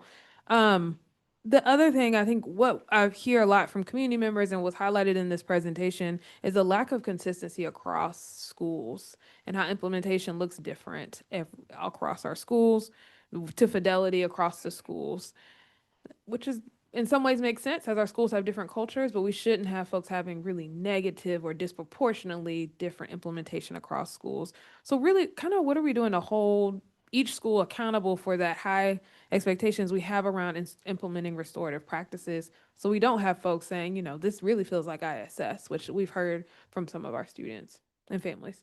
Yes, thank you. I definitely understand that, and I think that alludes to kind of the theme of the presentation. We have been in the mindset of providing the professional learning and the resources and providing support, and we're shifting to doing that and also monitoring fidelity and giving feedback around the gaps in implementation. So with that change in mind, thinking about not just the professional learning, but do we see the impact of that professional learning? Not just having the SEL curriculum, but our students' behavior changing as a result of that. You will see the shift in that implementation gap. It is just around the shift in philosophy and mindset shift as a district, which will probably take us a few years to adjust to, especially with the new code of conduct being implemented this year. Yeah, that was the point I was going to make. I mean, I think that shift in the code of conduct is critical, because at this moment, no principal is required to ever use restorative practices because it's not laid out in the code of conduct specifically to that end. Once we make that shift, it becomes a different conversation, and accountability becomes a different conversation. It's difficult to hold someone accountable to a shift they were asked to make if they valued it, rather than, and it's a whole lot different to say, we hope you will use restorative practices, and when you, at the end of the process, if you don't, that's different than you are required, or the code of conduct requires you to use restorative practices. So once we make that shift, I think we'll be in a much stronger position to get to that place. And it will be more fair for our administrators for us to go to that place at that point as well. Thank you. That's really helpful. And I would love to know just, I'm trying to make sure I get on time. Like, I think that professional development, training, and implementation is important. And then how are we also making sure we're actually seeing improvements? We know sometimes we go to training and we say, yeah, okay, cool. And then we go back to do what we were doing anyway. And so how are we kind of making sure we're monitoring what improvements look like across there? Are we also still using the conflict resolution center when it comes to attendance? I know at some point principals were working with the conflict resolution center when there was truancy issues, and then they were working, which used restorative practices to think about with that family, how to get those students reconnected with school.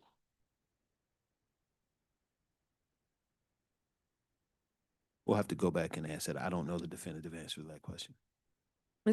Thinking about this theme on restorative practices and thinking about absenteeism and as a part of this strategic plan goal too, how do we, is there, there's a center that can help us facilitate that practice. And so we're really thinking about how does that look across all of our different challenges and things we're working with our students. So thank you all for the presentation. It's good to see that we're seeing some incidents go down and very clear about where we need to improve our data as well. So thank you. Thank you, Chair Umstead. Board Member Byer.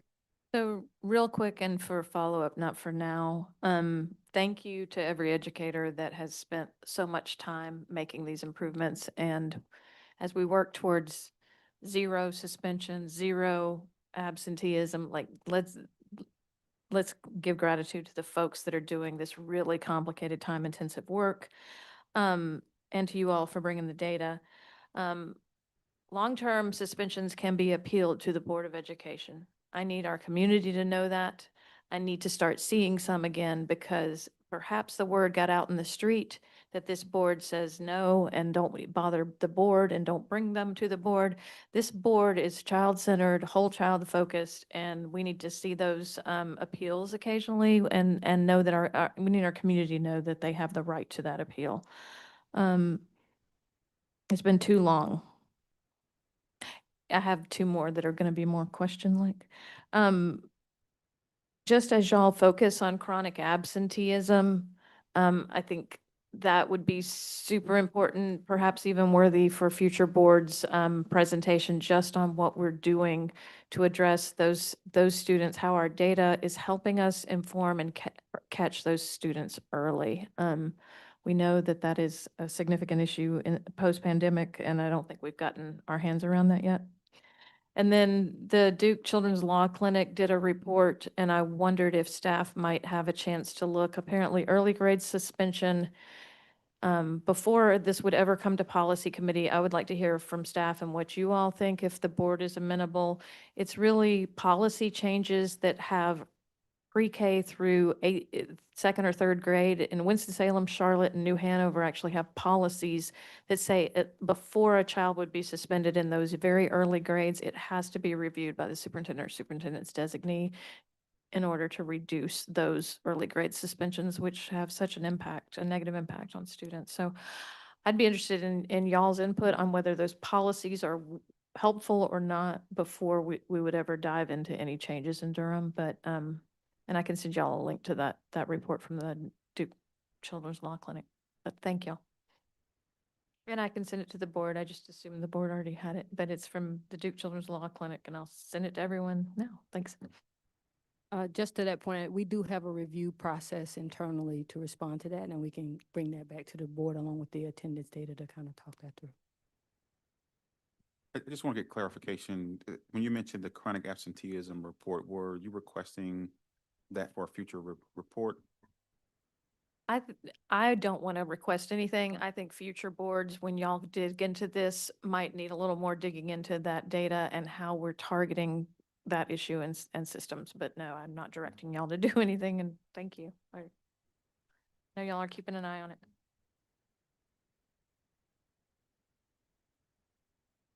Are you good?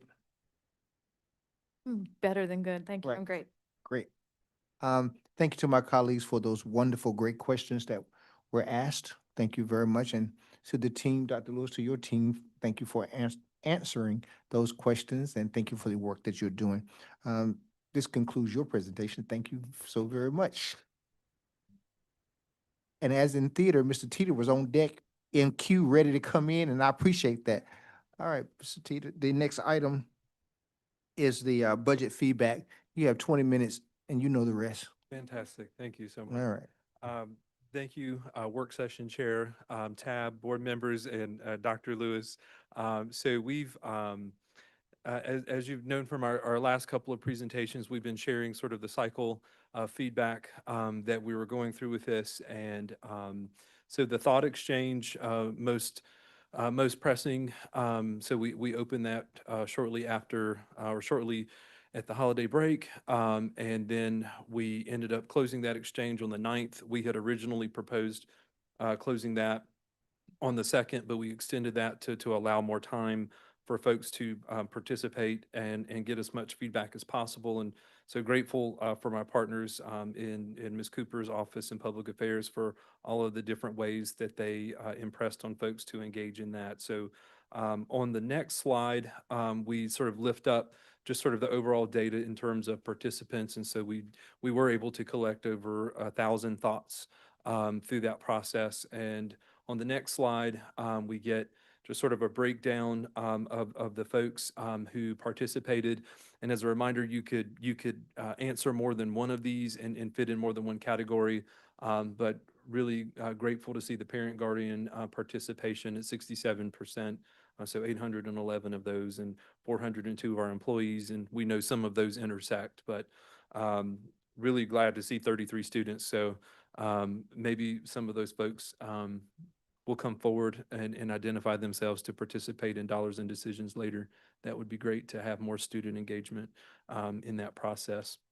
The next slide is just sort of a visual representation of words that we heard or we saw in the process. So you can see wage, retention, salaries, and attract were pretty preeminent words in the comments that we received. At one point in the process, it's in another presentation that Dr. Lewis and I have been making to our stakeholder groups, but at one point in the process, that word cloud was pay staff in the middle, and it almost seemed like an imperative statement that was built in at that point in time. But same essence came through with where we are now. Yeah, and it's still there. So what you're seeing on your screen now is like a word cloud from the thoughts, the overall thoughts. But when you click on another button that actually counts the words, pay staff was huge. Yeah. So so as we move forward to the next slide, we start to see sort of some of those highly rated thoughts come through, and we saw that over 23,000 ratings occurred throughout the process. That first slide really just lifting up the most key thoughts: teacher pay, increased pay for teachers and support staff, teacher salary and retention. And it's a recurring theme. So on the next slide, captured a theme of raises, again, teacher raises, pay raises for teachers, and then that final bullet point lifting up classified staff pay. We can advance to the next couple of slides. I mean, every single thing that was highly rated came through as staff pay. And I was glad to see teachers and classified both as a collective were lifted up through that. We did have on the 8th of this month, sort of the first meet and confer meeting that addressed budget explicitly. There are always shades of budget that come up through those meetings, but this one had a more explicit focus for that for part of the time.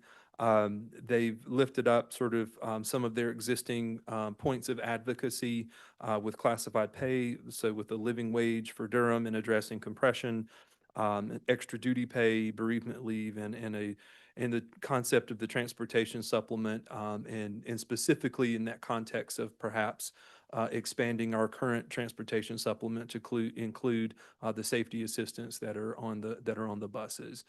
We are looking forward to our next meeting with them on the 22nd, where they will bring to us even more feedback from their membership about what priorities are. We'll exchange some ideas with them at that time. I'll also share, and we'll talk about this a little more with upcoming dates. We're going to spend some time in February in the meet and confer process as well, discussing budget priorities, and we were happy to accommodate that. And admittedly, I went into the process in my mind thinking that January would be the only two, but we were happy to work with folks and incorporate the February meeting dates for that as well. So by the conclusion of the budget development process, we will have had 4 meet and confer meetings that touch on the budget, at least for part of the time. The next slide, we're just sort of revisiting some similar concepts and some foreshadowing for the next meeting. So when we're with you again at the end of January, we're going to talk about these concepts again, but attaching some dollar signs to those to start to build up to that process. So lifting up what compensation increases might look like in a potential state budget that we hope will get addressed in the short session that happens this spring.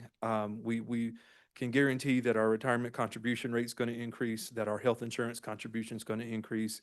The retirement rate's only gone down one time in my career. And the health and utilities are always going to go up, or at least the rates are always going to go up. And so being very mindful of Duke Energy's campaign to increase utilities.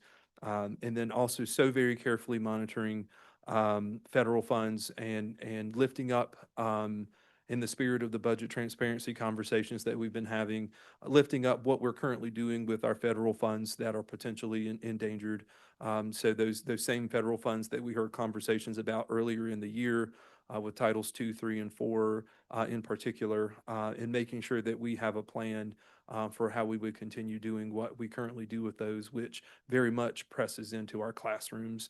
And it's we're not really supporting central office with that money. It's things that directly impact learning and social emotional health in our schools.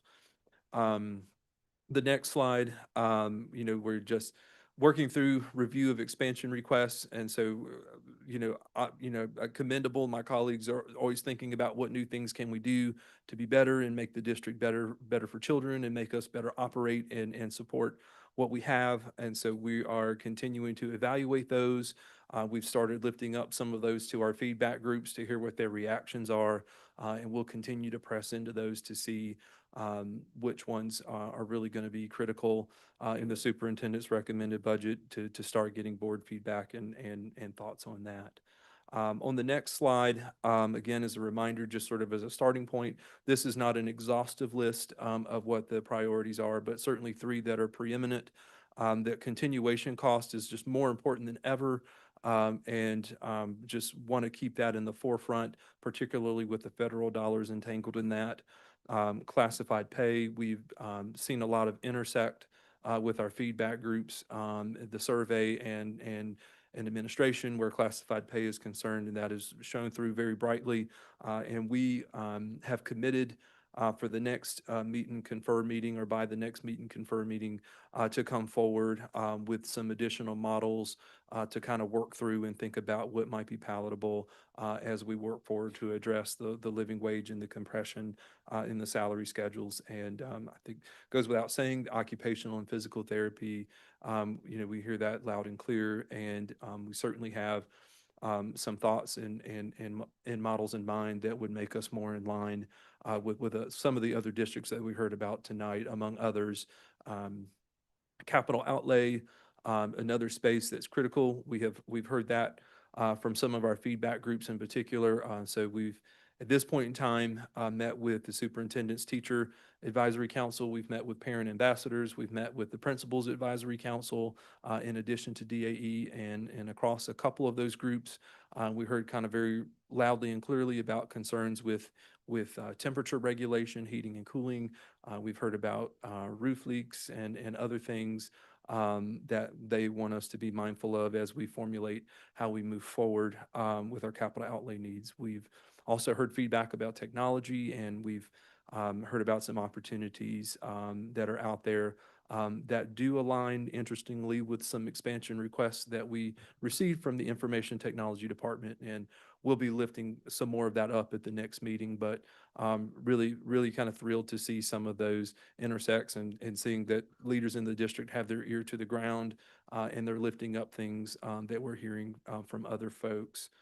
On the next slide here, I know that some of these dates may modify. I just got the invite for the new date for the work session in February, so I know that those some of these will move a little bit. So again, we had our first meet and confer budget conversation on January the 8th. The thought exchange closed on the 9th. We met with the Teacher Advisory Council and the parent ambassadors back to back on the 13th, and those were really great meetings. Here we are on the 15th and lifting up that survey feedback. Those meetings on the 13th, we will have some detailed slides for you on the 29th, but those occurred kind of beyond when we made board materials go live. And so we'll have some specific slides that kind of detail my notes from those, and we'll lift up the feedback from principals as well. We met with them this morning to hear their feedback and what their priorities are for their schools. So January 22nd, next meet and confer, have some more kind of in-depth conversation about specific proposals as we continue to sharpen up our pencils. Along the way, I know that the doodle poll is out there to ascertain when we might do an educational town hall. I think we're close to knowing what that date is, and hopefully for before or at the meeting on the 29th, we can communicate that precise date of what we're going to do there. And we're preparing the materials for that already, so that we can really laser focus on that education. We know that March 12th is a target, but we know that could move. And there's, other information that we want to make sure the board receives as we work through the process. So we know there's going to be more conversation about the technology plan. We'll have more conversation about capital plans, so that the board can have those details as you ponder some of the expansion requests that come through. So lots of information coming forward over the next 6 weeks or so for folks to consume, and particularly as we continue to escalate our commitment to the budget transparency that folks are seeking. So with that, I'll conclude my remarks and happy to answer any questions. Thank you very much. Thank you for your report, Mr. Teeter. I'll yield now to my colleagues. Board Member Byer. So thank you, Mr. Teeter. Thanks for engaging the community in this. Thanks for these notions that that center us in the notion that we all want to pay staff more, that we are aligned with our community, that we wish the state would pass a budget that would actually allot the dollars that we need. I had a crazy idea that I wanted to run by colleagues, and I don't know whether it's a proposal for the budget finance town hall or at some other time. But I feel like besides the opportunity to work with the community to understand our budget more, there's also to hear perhaps from the county finance staff about what their projections and their thoughts are leading into this budget cycle. And I know they had their retreat recently, but I wondered if there was a way to combine those or invite them into that space. Because I think the longer I've been here, and it's clearly too long, that we have gotten very generous local funding so many years. And I think there's a misconception that that's an infinite pool that we can tap. So I don't know if it helps to have them. I don't know what others think about that idea of having the county budget staff kind of join in for sooner rather than later in that conversation. Yeah. That's a question, I guess. So is that a question that you want us to tackle now, or is that something Dr. Lewis wants to give a? I don't know who it's a question for, but I just throw it out there. If it's, I mean, it could be the worst idea we've ever had, but I do think something that seems like it's causing more tension every year in Durham is that we think that there's a lot of local money to find. And so I wondered if bringing them into that conversation in a collaborative way sooner lets them also join that conversation with us. Maybe that's a conversation that Dr. Lewis can have with County Manager Hager.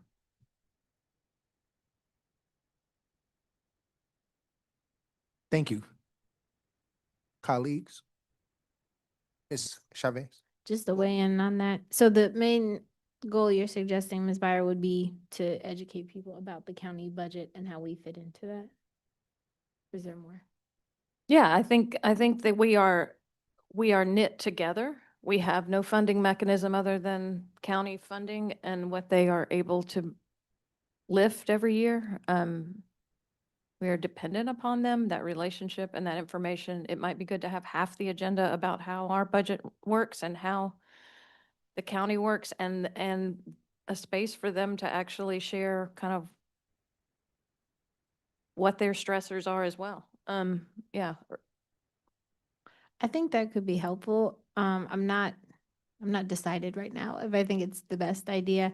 In some ways, I think it makes sense to keep the entities separate as containers for the information, but I also think perhaps it would be beneficial because it's another, then people don't have to go to two different events or, to um, get a fuller picture of all the budget connections between us and the county. So I am interested in, Dr. Lewis, your conversation with Ms. Hager and seeing how, what you all think and what you all might suggest.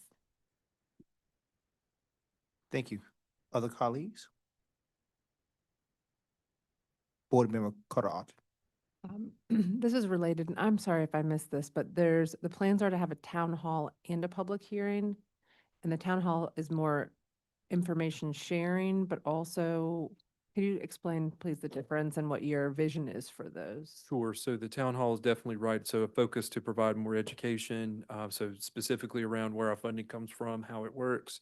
Also just to dive deeper into all these variables that are out of our control right now, that could affect our funding. So the federal grants, that are at risk and what we do with those, the impact of no state budget, impact of declining enrollment and potential for more declining enrollment due to new charter schools, and just really to try to paint that whole picture for folks so they understand how it all comes together and the context for our decisions. And then the town hall or the public hearing would sort of be more geared towards folks kind of lifting up priorities and also reacting to what administration brings forward as our recommendations. That sounds great. Thank you. Also keep in mind with with budget hearing, it's, very similar to public comment where community members, staff come in here and just, share. Town hall, maybe opportunity for dialogue. Thank you for adding to that. That sounds great. I love that. I feel like each year this process gets, at least from what I've seen, better and better. And I really like the idea that now folks will have a chance to review the draft recommended budget before they're asked to weigh in again at the hearing, and then the town hall seems great. I mean, I like the idea of inviting folks from the county. More information and more context, I think, is better, so folks can have the best understanding possible before we go into the rest of the budget season, so if they're willing to be part of that. Thank you for your work on this. Look forward to seeing. Okay, thank you. And Chair Umstead? Yes, thank you for the presentation. Looking forward to seeing the budget as it gets developed.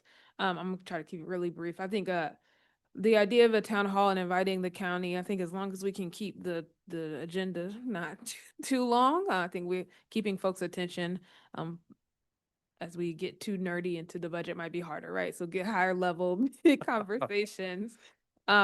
Because I think it's a rich and important conversation, but we wouldn't want it to be, up too long. Also, just timing wise, we need to get on that soon. If we're talking about February, we need to go ahead and plan that, get an agenda and start pubbing it out. So I just want to push us to do that as soon as possible. I know Ms. Smith needs our doodle availability probably sooner rather than later if we haven't done all that. And so making sure that we can get it organized really well. I like the idea of thinking a little bit about how the counties, the state, and our budgets intersect with each other and how they kind of depend on each other in some ways. And then what does that mean for our budget priorities moving forward? Thank you. Anything else from colleagues? Anybody else? Okay. Thank you so very much, Mr. Teeter. Really appreciate it. Thank you for your report. Next on our agenda is the Legislative Steering Committee. Vice Chair Rogers will be leading that. Thank you. Everybody.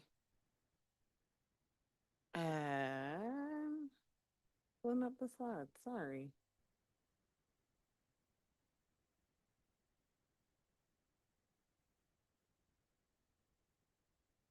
Slides coming.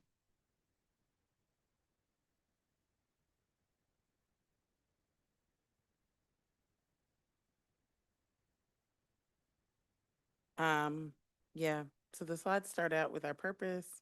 Again, the purpose of this group is to help to inform our legislative agenda that we present to our Durham delegation. So there are some asks of the Board of Education tonight, both to try to seat some folks on the steering committee. We're hoping to have about 13 to 15 members. We did extend the applicant process or interest form process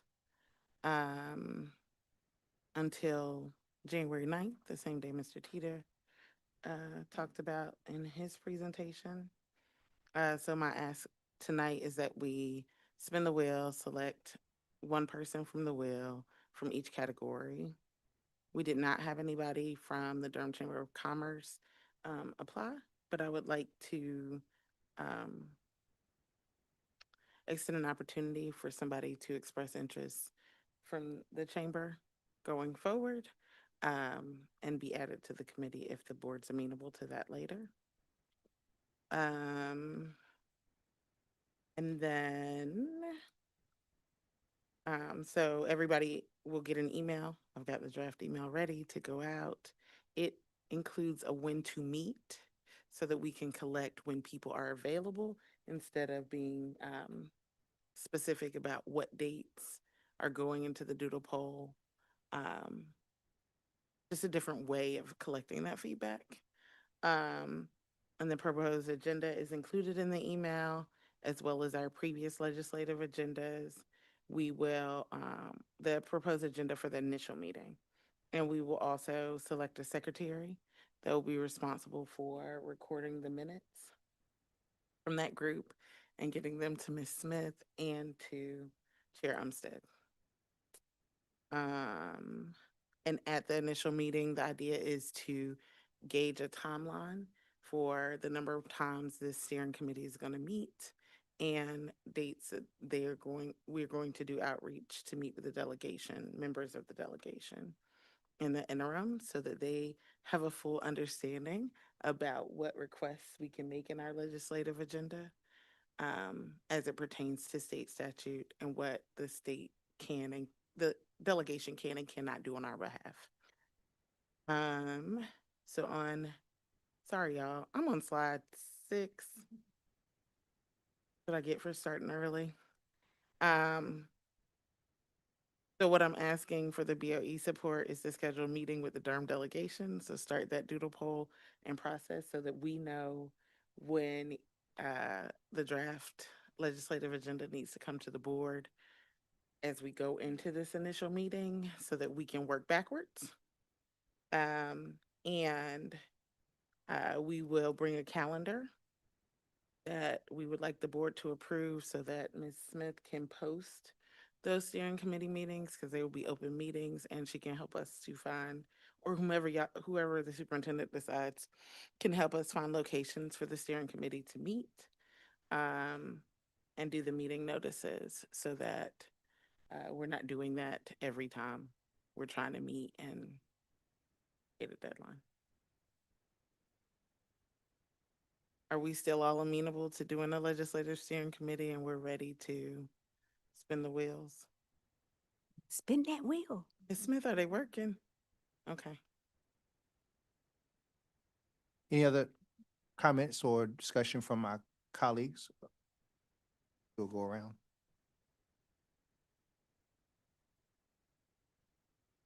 Yes. I was going to suggest that maybe the composition slide 4, go up, or is the wheel going to actually be on the screen? The wheel's gonna actually be on the screen, and there's a wheel set up for each category except for board members, because Ms. Harold Goff and I are doing that. We're still trying to figure out who the superintendent or designee might be on that. On that. And then, of course, I didn't create a Durham Chamber slide. I'm not in charge. Okay. Board Member Breyer? Thank you for your leadership on this. I think it's going to be a great opportunity. I was glad to see so many people willing to serve. Grateful for them. Were there, I didn't spend as much time as I needed to with the list of applicants. Were there any, all the folks that applied in that parent category, were they actual current DPS parents or anyone that that was not, I just want to make sure that people fit in the categories where they place themselves and that they were, anything we should be concerned about there?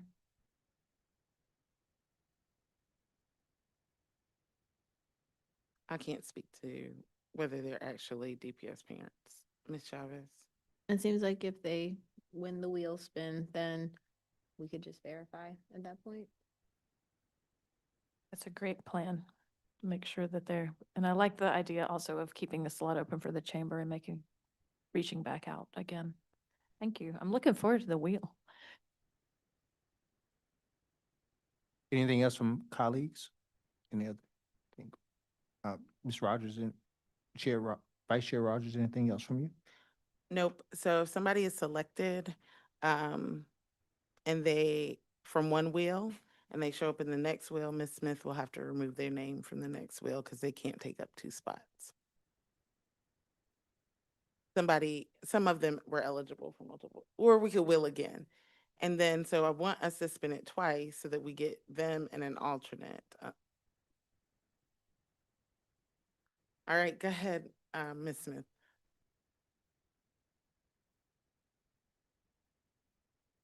So this is the elementary principals. Wait a minute, let me pull up my draft email. I can put the email in right away.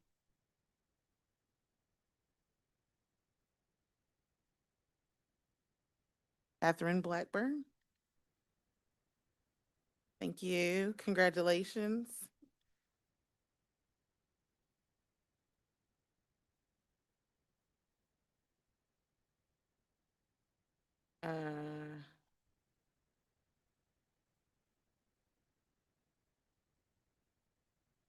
No, she's an AP. She's an AP. She's an AP at Pearson Town. I don't think anybody, well, okay.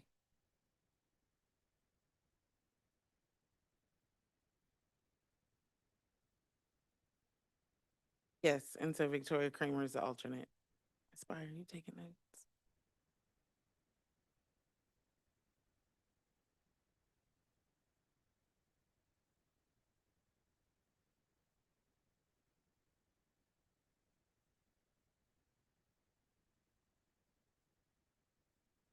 Are you gonna air a message, Ms. Smith? For all of them now? Oh.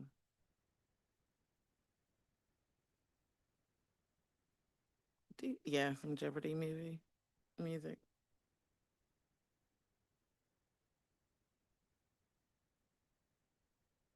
Secondary principal.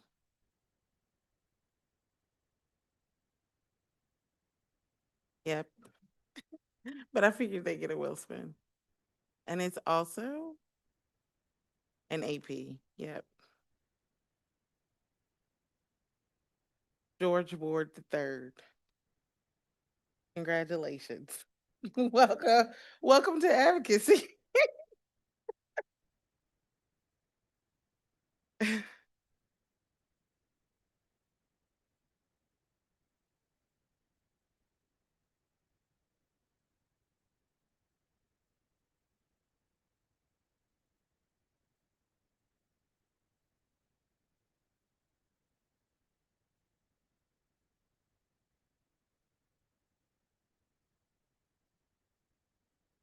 The next category is the Durham Association of Educators.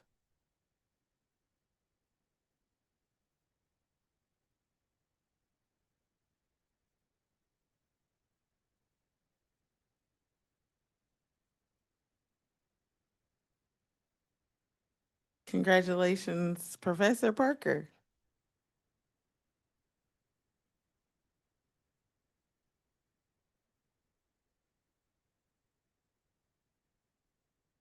Oh, yeah. Ms. Smith, will you spin again for an alternate?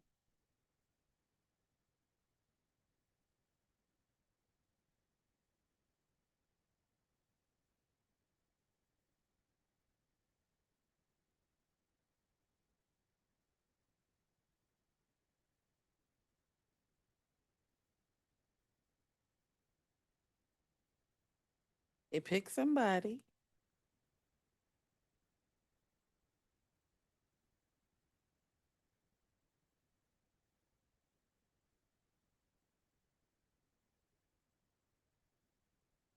We can go to the next one. We can come back and do alternates.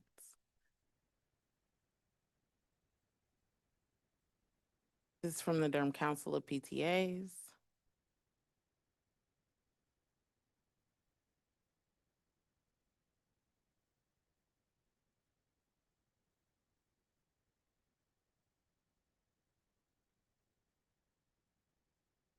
Jason Fife.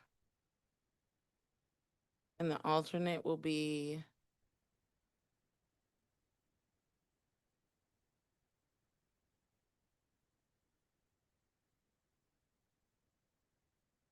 yes, Mary Sanford.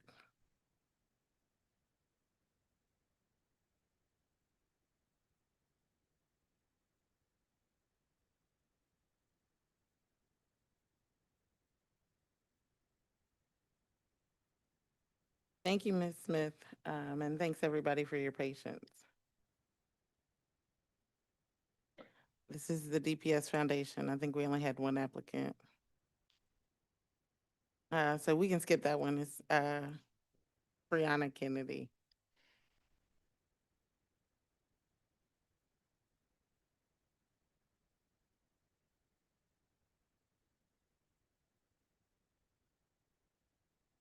Okay. Support staff person.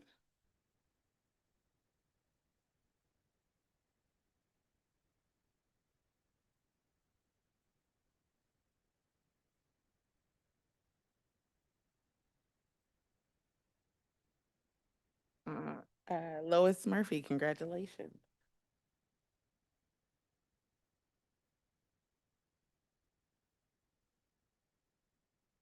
Yep, we can, yep. Let's get her again. We'll just, again. All right. Danietta Lee, I apologize if as alternate, I apologize if I'm mispronouncing anyone's name.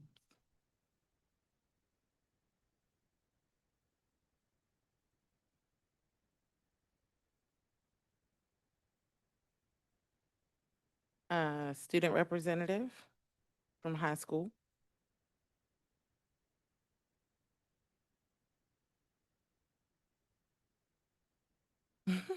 Yes, we did have 4 people interested.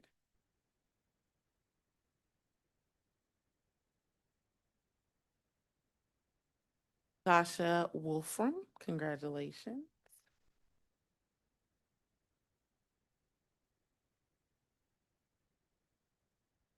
If you'll spin again for an alternate, yep.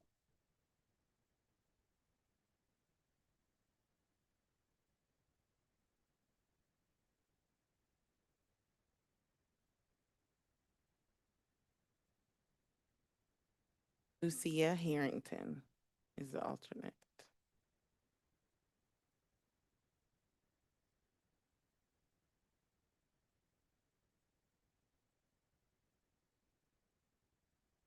The next one is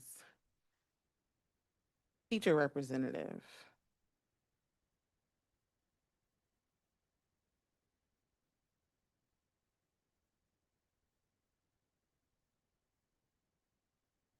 So Ms. Smith, can you edit it on the right-hand side? Do you see the editing features? If not, don't worry about it. It's okay, go ahead and spin.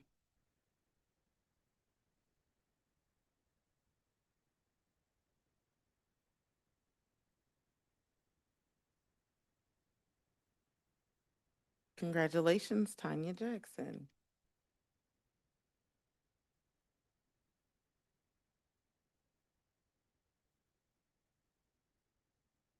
Hmm?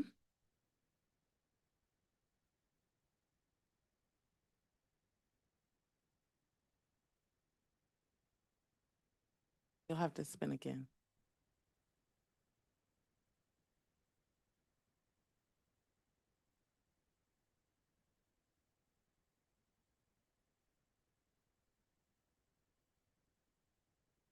Rachel Owens, congratulations on being the alternate teacher representative.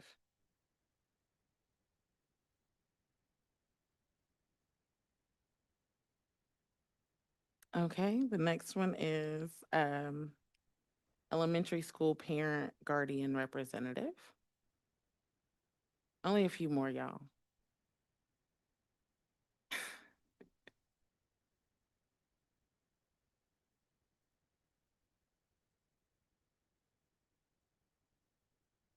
Vanessa Wimmer, congratulations.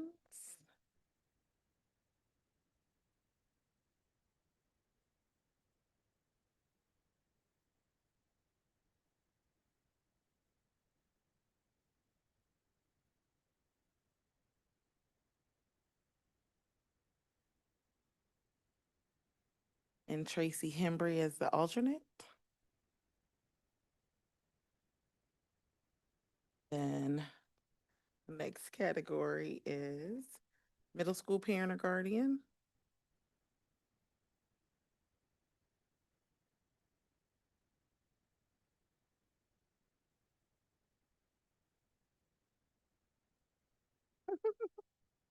We didn't share the sound. It normally does have a sound. It does. Congratulations, Kristen Southworth as a middle school parent.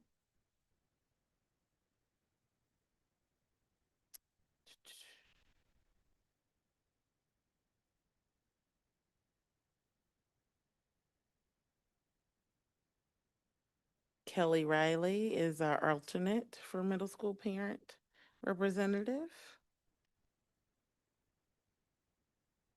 And we're going to the high school parent representative.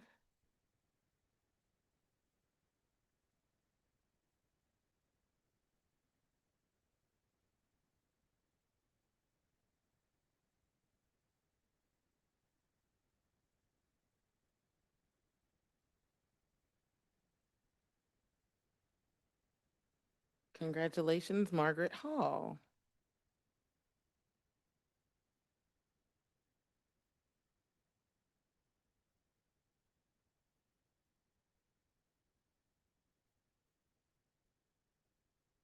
Yeah.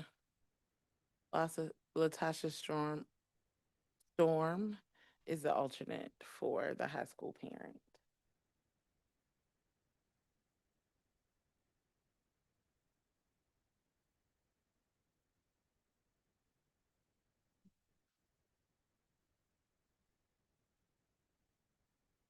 The next category representative is a community member.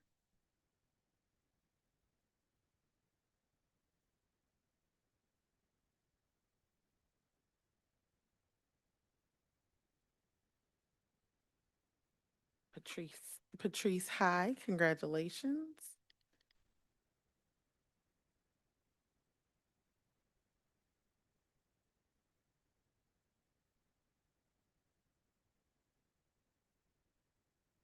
Alternate is Charles Wood.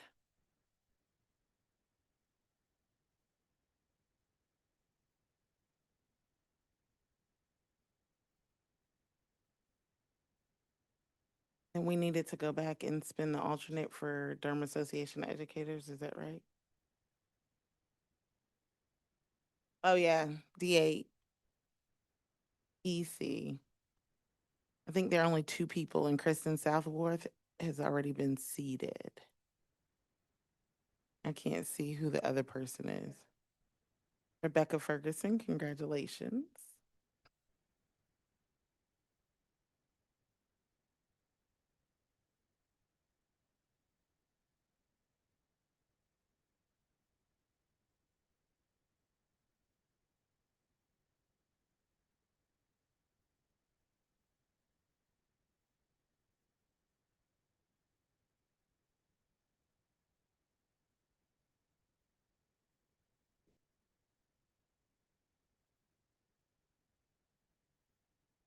And Caroline Brickhouse is the alternate for Durham Association of Educators.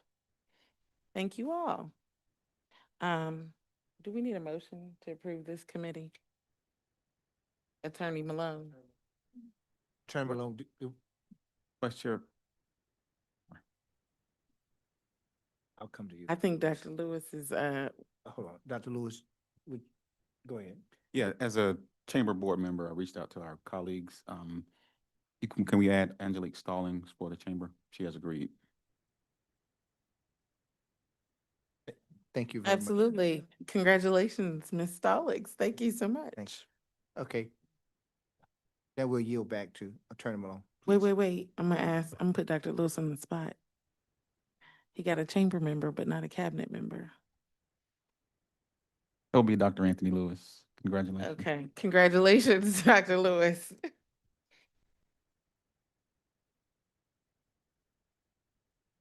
Is that conclude before we do the motion?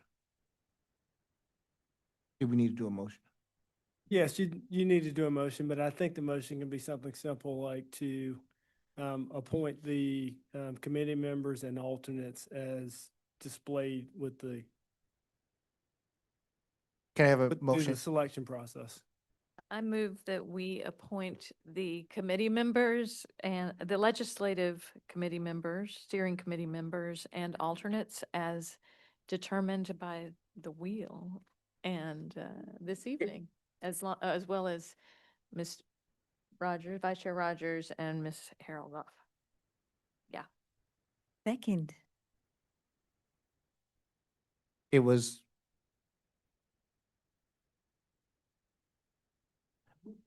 the motion by Ms.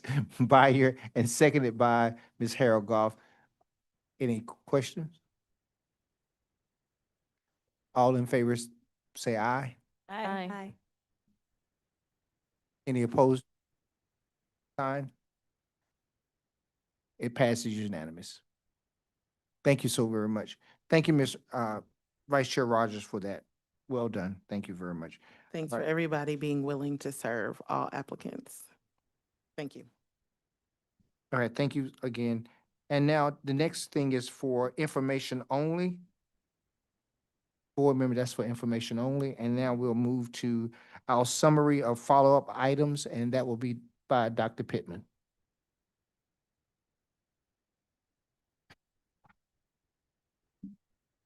Thank you, Mr. Tab. So for the proposal for the Old Lowe's Grove presentation, the board asked that we inquire whether additional information regarding other sites that the district may want to consider be included in the DFI work. For the strategic plan priority 2, the board has requested that we provide suspension data by type of infraction and consequence by grade level. That when the DPS discipline data is verified and approved by DPI, which we anticipate February or March, that it be provided to the board. There was a question around the use of whether Durham Public Schools is using the Conflict Resolution Center for cases of chronic absenteeism or other more complex issues. And a request for consideration that the administration review other LEAs with policies that prohibit suspension for pre-K through younger grades, as referenced in the Duke Center for the Duke Children's Law Clinic. Is that right, Ms. Byer? Then for the budget feedback, there was a consideration whether the Durham Public Schools and the board would like a joint meeting with the county on the budget team. It didn't seem clear whether that was a directive or us wondering. Conversation. We'll have a conversation with Manager Hager. Very good. If someone could grab that while I continue. And then that Dr. Lewis would extend an invitation to the Chamber of Commerce to join the Legislative Committee, and he has now completed that task. So, kudos. And I believe that's all we had. Thank you so much, Dr. Pittman. That concludes all of our agenda items. Is there anything else that we have overlooked or missed, or anything within opening session? Is there anything that we have missed, or anything board members like to comments, add anything? Well, that concludes things in open session. We will now Colleagues, is there a motion to go into closed session for the reasons outlined on our agenda? So moved. Second. Okay. It was moved by Board Member Byer and seconded by Chair Umstead for us to go into closed session for the reasons stated on the agenda. Is there any further discussion? If there's no further discussion, we are now in, all those in favor of going into closed session, let it be known by the sign of aye. Aye. Okay. Any opposed? It passes unanimously. We are now in closed sessions. We will not be streaming after closed session. Good night, everyone.